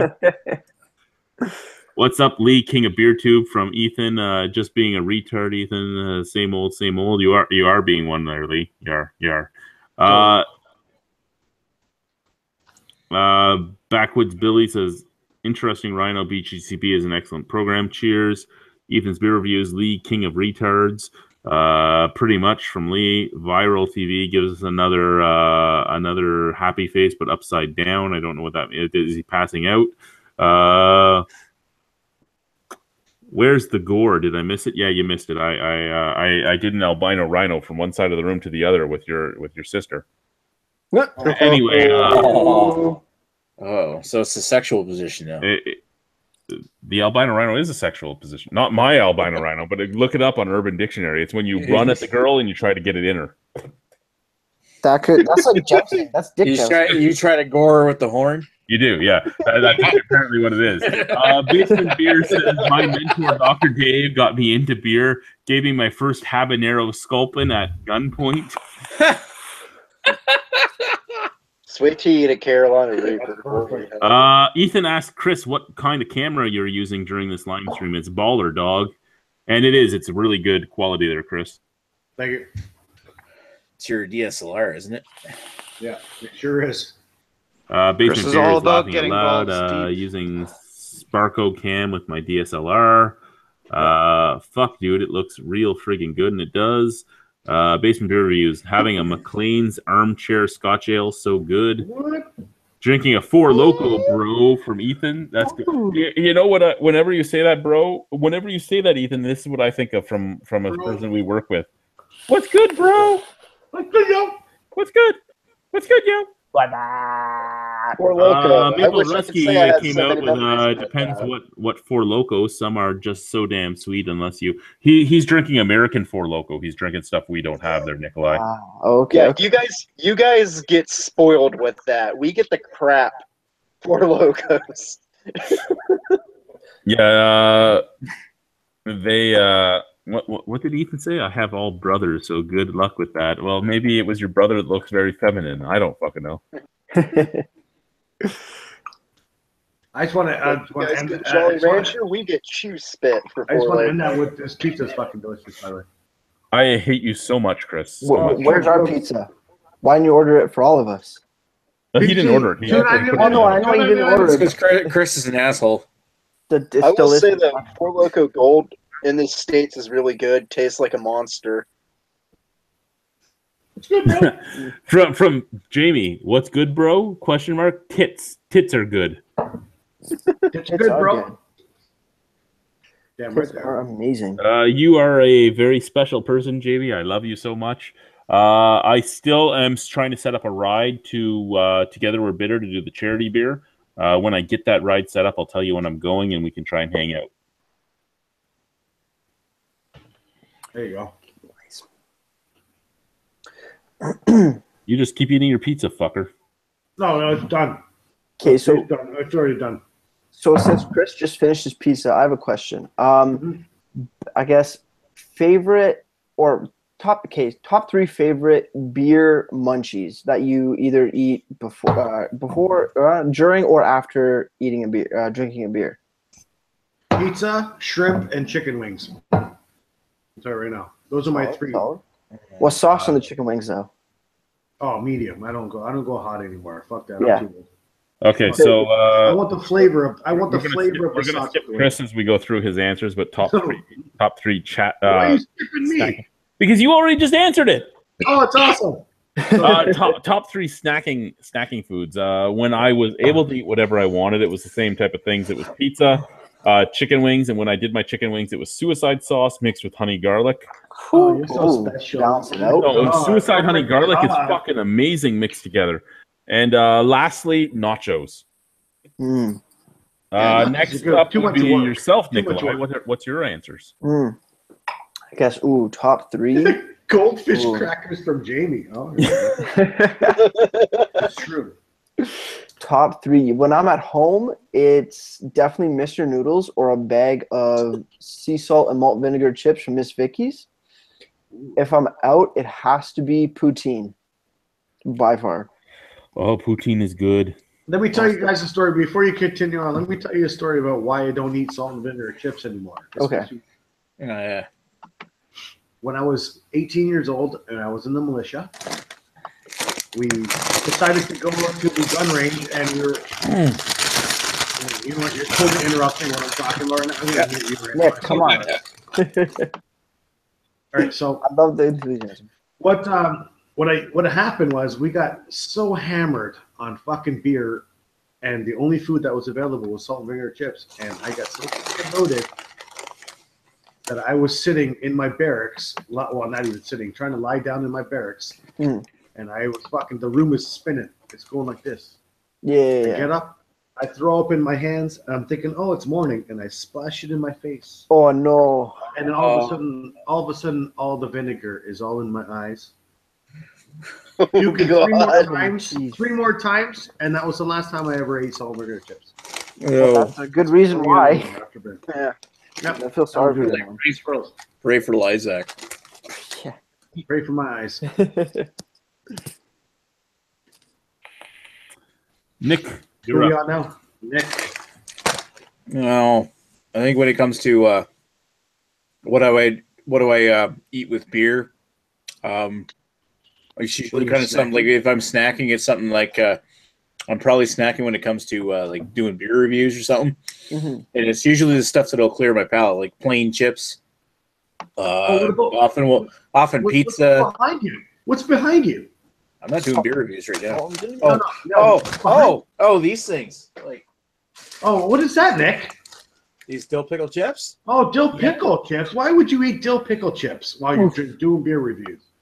I don't know because pickles clear your palate. Apparently. Hmm. Allegedly. They're really good at clearing your palate. Apparently, pickles. We tried that once, right, Chad? Yes. You tried sucking a pickle for. No, with the chips. Most of the time, it'll be like just something to clear the palate. Like water will be what I usually drink for between beers, Yep.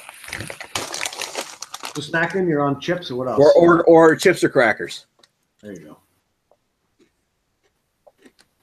Usually not salt and vinegar chips because I find they kind of the vinegar in them will kind of like irritate. Yeah, exactly. They'll numb your tongue, or they'll even go as far as start to almost dissolve your cheeks.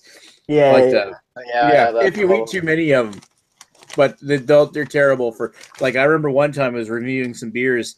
I think it was actually some beers that Lee had sent me, and I remember reviewing one and like half my face was numb inside, and I had to taste the other side. And I still don't think I got the taste right. But it was the whole thing is like salt and vinegar chips terrible for your palate. But Yeah, what I mean like when I talk about chips, I'm talking about like just salt chips or plain chips or something Okay, yeah. or cheesy. Cheesy food. Yeah. See, I thought cheese would really over cheese your palate. Seriously, but that's why you have some water with Like- it. Like Yeah. Doritos. Wash it out. Yeah, water. Whatever. So, Lee Russell uses whiskey to clear his palate, which is fine. hey, to each their own, right? It's not unreasonable. As long as Black it's not coffee, old yeah. crow. Black coffee, sure. Salt water, or soda water will clear your palate. For sure. Who's next, Chad? Next was yourself, Christopher, but you answered it, so we jump across to Chet. Yep. All right. Pork rinds, honey mustard chicken wings, and this isn't really like a top three as in like my favorite for the last one, but it usually happens at the end of the night just because it usually calms my stomach down after like drinking heavily, and that is walking tacos from Country Fair. You got to chase There you them? go. What? Do you have to chase them? Walking tacos are just like this, or it's basically like a taco salad in a plastic bag. Oh, okay. I was trying to make a really You shitty just like joke eat it there. that. Weird. But like for some reason that just like it's like really great drunk food, and it just kind of calms down my stomach if I'm like sick. It's usually like after I'm done drinking vodka because that's the one thing that just makes me like sick right away. I think it does that to everybody. I don't even know how I was able to drink the cheap stuff straight. Like I still to this day don't know how the hell I was able to do that, especially with like frickin' Vladimir. Mm. Well, speaking of vodka, there's actually a really good vodka that I just recently tasted. It's was it anybody in the or who can get down to Toronto in the distillery district, that Spirit of York distillery, they make an amazing vodka. A lot of flavor, probably the most flavor I've had in a vodka compared to anything you find in the LCBO. They're not there yet, but soon. You could find some interesting flavors at the fine wine and spirit store down in Pennsylvania. They might not be good flavors, but they'll be great. But there's a lot of flavor. Well, you see, this isn't like actually flavored vodka. It's just straight up vodka. Right, but right. the That's flavor- what I'm saying too. Also, Okay, yeah. although Go ahead, Chet. What were you saying? I said, although oddly enough, you will have like an entire wall dedicated to the flavors of Pinnacle vodka, because apparently they have every flavor freaking vodka. And for some reason, girls like Pinnacle Whipped, even though it just tastes like really gross. No, I'll tell you right now, Pinnacle whipped vodka with Red Bull is fucking delicious. I don't give a fuck if I'm a chick right now, but it's fucking good. Hey, drink what you love, right?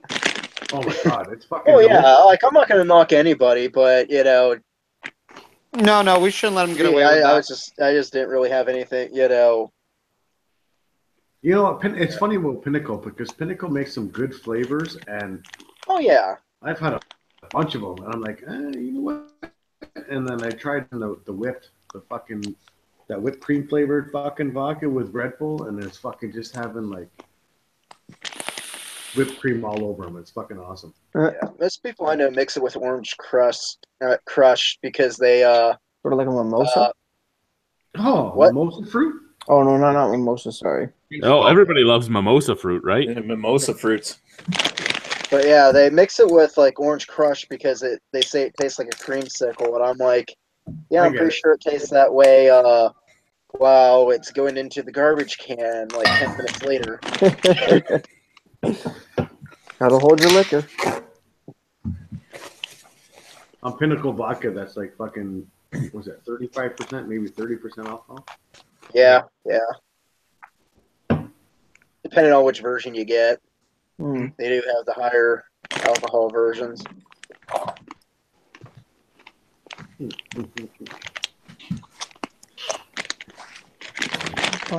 But if I really feel like erasing my mind, I'll get like the 100 proof SoCo. Oh, nobody wants 100 proof. Brian, you're up. What's your top 3 snacking foods Snacking foods to go when with you're drinking? Yes. Medium chicken wings. Can't do hot You anymore. guys are fucking whiners. No, medium. You got to go with the flavor. You got to go Extra flavor. medium. That's why you get suicide/honey garlic. So it becomes a medium. Yeah, but you know what? You might as well just eat. You might as well just drink You'll the definitely sauce. become a medium because you'll be having an outer body experience. Yeah. 2's got to be nachos and/or tacos. Tacos are good. Always good. And Okay. Now, for any of you in the Niagara region, Hold on, wait. Brian's not done.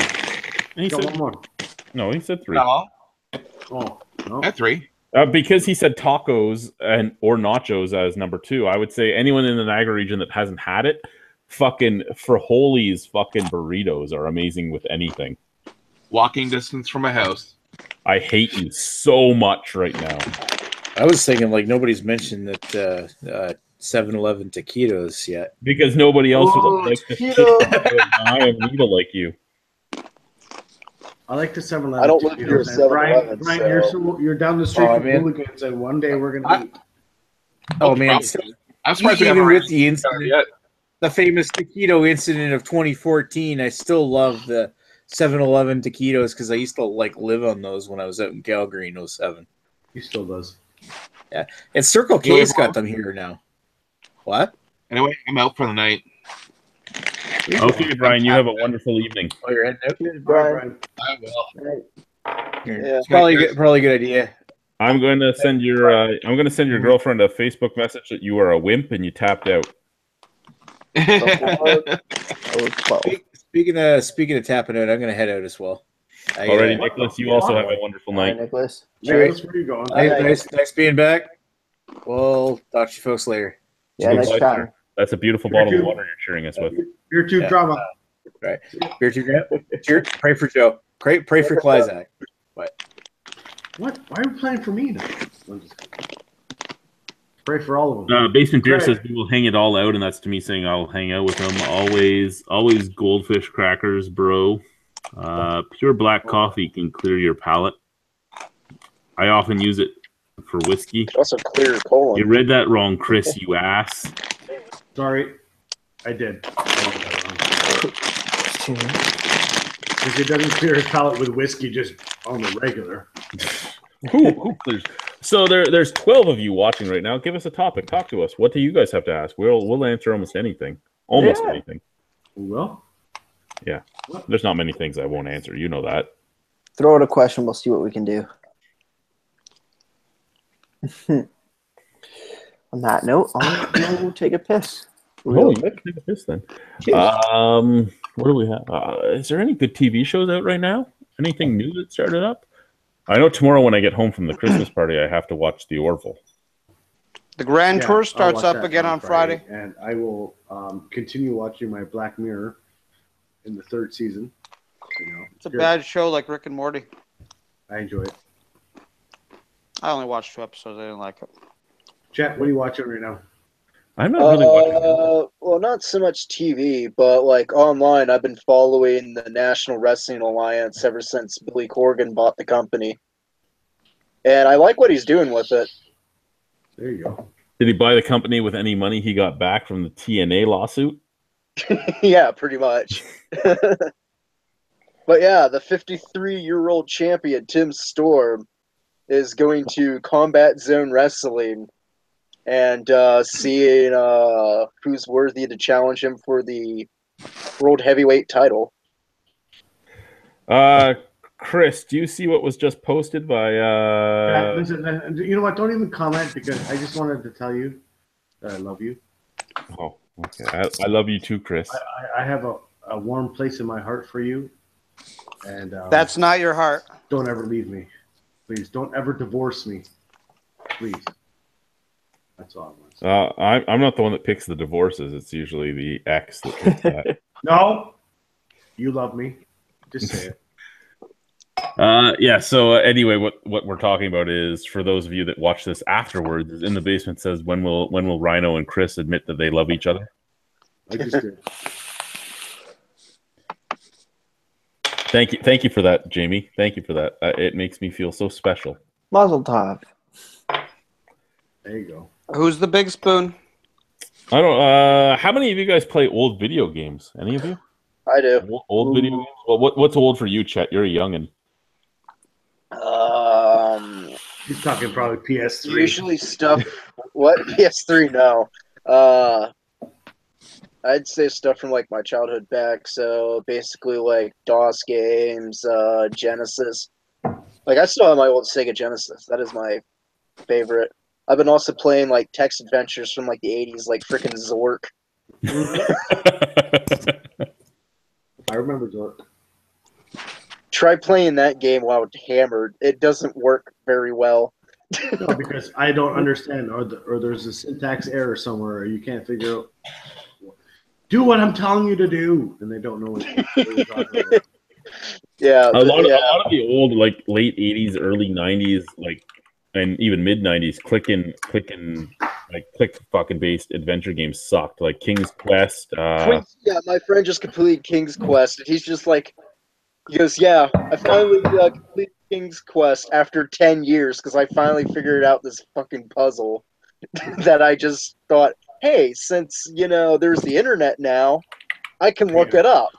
And it was like some convoluted, stupid thing that he could that no one in their right mind would think of. There was another one like King's Quest, but you could pick like a fighter, a thief, or a mage. I forget what that one was called. I think you're thinking of Gauntlet. No, not Gauntlet. No, No, that was my favorite back in the day. Gauntlet's pretty great. I still have Gauntlet Legends for Nintendo 64. I'm gonna try and find it right now. It was another Sierra game. Okay. Because I used to play Aren't they around anymore? You know what? The greatest Sierra game of all time. And I know you guys, some of you may not know what I'm talking about. Some of you will know what I'm talking about. Is Leisure Suit Larry. The greatest point and click and do whatever adventure game from Sierra.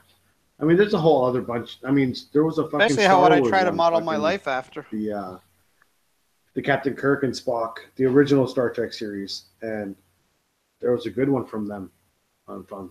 Sierra, which was a point-and-click adventure. It was just it was dynamite. It was a good event. They also did Myst, right? Sierra.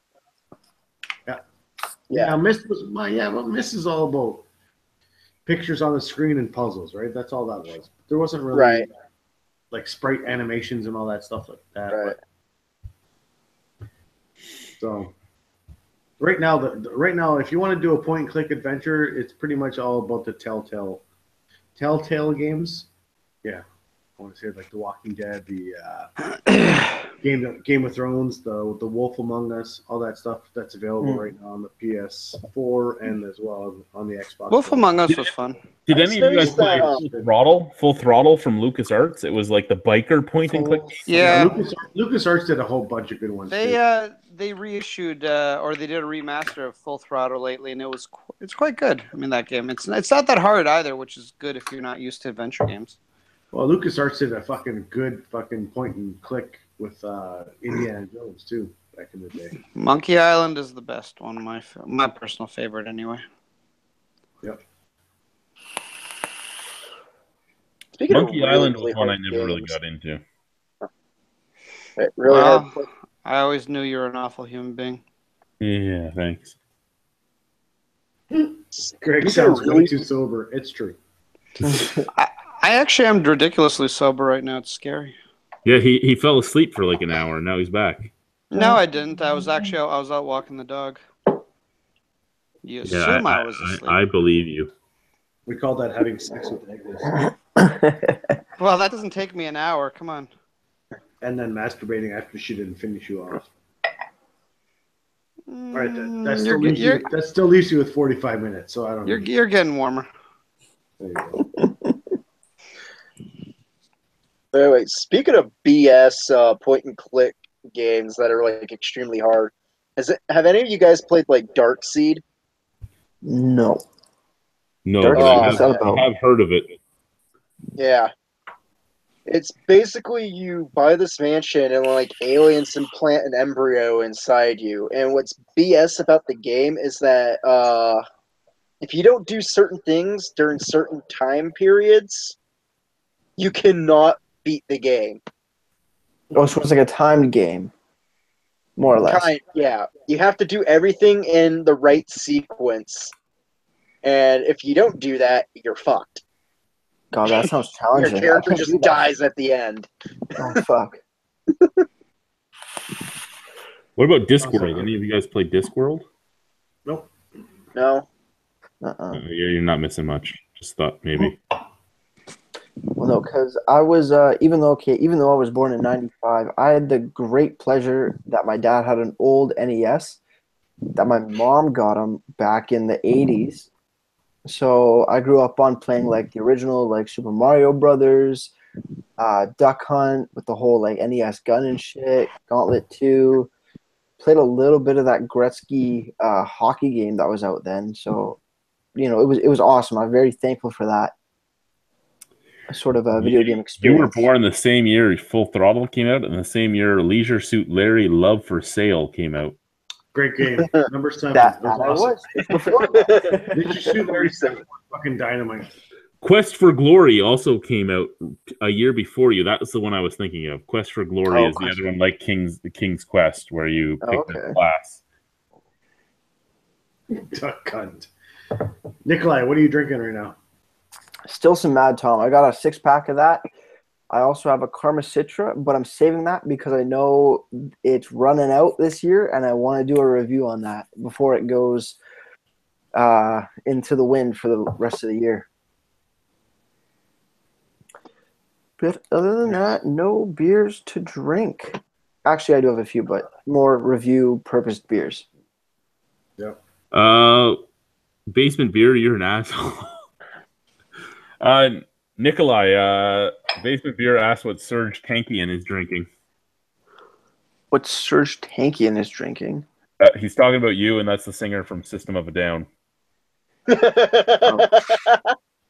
I see the resemblance. Oh, jeez. We just covered that. So. The thing is, there's like a meme of Crash Bandicoot Do you mean like And Nikolai, Chunks? what flavor vape you vaping right now? Oh, good question. I am vaping right now. What is it? Manga Bees by 12 Monkeys. What? Manga Bees by 12 Monkeys. Where's my bottle? It's a Here it good is. company. It's a Canadian company, but That's by pretty far funny. my favorite. It's like pineapple, guava, I think coconut, if I'm not mistaken. But All by the far my coconut. favorite. Nice. Joe would like. They're- I'm It's vaping- all a coconut. Yeah. I'm vaping a ghost berry, which tastes like fucking Red Bull, Oh, okay. with a little bit of wild berry, I guess, in it. I wanted to change it up. Nice. So, are you more of a tank guy or an RDA guy? What? Like your tank, or are you more of like the drippers? Sorry. Tank. Oh, okay. I know. I like the tanks for on the go kind of thing, but man, RDAs just hit so hard. Nope. Just make sure you use a regulated device. Oh well, then And if you're I'm not, or if you're I'm doing not- a mechanical mod, No, please but tell me you know what you're doing. Have an ohm meter. No, yeah, okay, yeah. Everything I build, put it on something that has an ohm reader, and then always make sure I'm using fresh batteries, no broken wraps. There you go. Because I had a Vape friend talk. that That's he vape had a talk, ladies and mechanical mod, gentlemen. and it blew Here up in his. You're on Albino Rhino's channel. That's vape talk. Albino Rhino's vape reviews. I don't know what the fuck you guys are talking about. We get it. We vape. Mhm. We get it. We get it all. As long as you know what you're doing, then you're fine. But if you don't fuck with it. Yeah. I'm just on the tank. I got 6 milligram of nicotine in here, dropping down to 3 in the new year, and then Can't you just smoke a cigarette and kill yourself like normal people do? What is No. to be fancy about it? You know what? We want flavor. Oh, okay. We can't get no guava, peach, mango kind of shit or Red Bull from a cigarette. No, but you can get menthol and extra menthol. Not in Not Canada in anymore. Canada, yeah. Not in Ontario, at least. They cut that out this year. Damn. But then again, I'm not a Wait. big fan of menthol. That reminds me. That's why my friend who lives in Canada now, since he married a girl from Canada, they kept bumming cigarettes off of me because you can't get the menthol and extra menthol in Canada then. See, but isn't there a thing about menthol and like I don't know if it pertains to vaping as well, but I know menthol cigarettes. Isn't there something where? No, that's just It's all the around. fiberglass in the filters. Oh no, fuck that. It's all the same in the filters. But I thought the menthol was like an extra bonus, if you want to call that, of what is it, impotency. No, that's not it. That would be cloves that do that. Oh, so like Kretik cigarettes. But the thing is with the menthol is that it you can take like a longer drag. Like a deeper drag off of it because with the menthol it relaxes like your throat and stuff like that. Oh, okay. Well, I'd only smoke menthols when I was sick because it wasn't too much of a harsh like throat hit kind of thing. Yeah, They were I can't perfect smoke when you had a full cold. flavor. I have to do the menthol if I do, but I rarely we got a comment here from Jamie. He says, has Rouge River put out anything that's not super hoppy in the IPA world? Ooh, that's not super hoppy in the IPA world. You know what? I have to say, any of their like Planet of the APAs, Planet of all those ones, Planet of the, you know what? Those aren't super hoppy. They still have a decent amount of hops, but they're not super crazy like some other IPAs. They're more of a pale ale style, if I'm not mistaken. There you go. So Planet of the whatever rendition they make, that's a good beer to go with. As Jamie was saying, he's been there a few times and it was all kind of the same. So Yeah, they're all more or less the same, but maybe slight tweaks here and there. But they've all the Planet series is really very similar, but they do make some pretty great beers. Chad, what are we going to segue into next? Nothing really. I don't have anything left. There's no one really talking other than in the basement. Nope.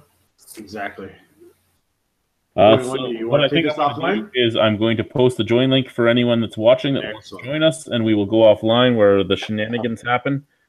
Au revoir, guys. Thank you for watching. Thank you for interacting. Have a fuck off for us. We will keep going. So here's the join link if you want. Oh, you know what? You know what Boris Boris? is You know what why. Boris wanted to tell you? You know what? Hey, Chad. You know what Boris Yes. wanted to tell you? That What? Chris Peters killed all those women. Fuck off. There's the join link, guys. Come join us. So we are going offline now. Totally We did. will talk to you soon.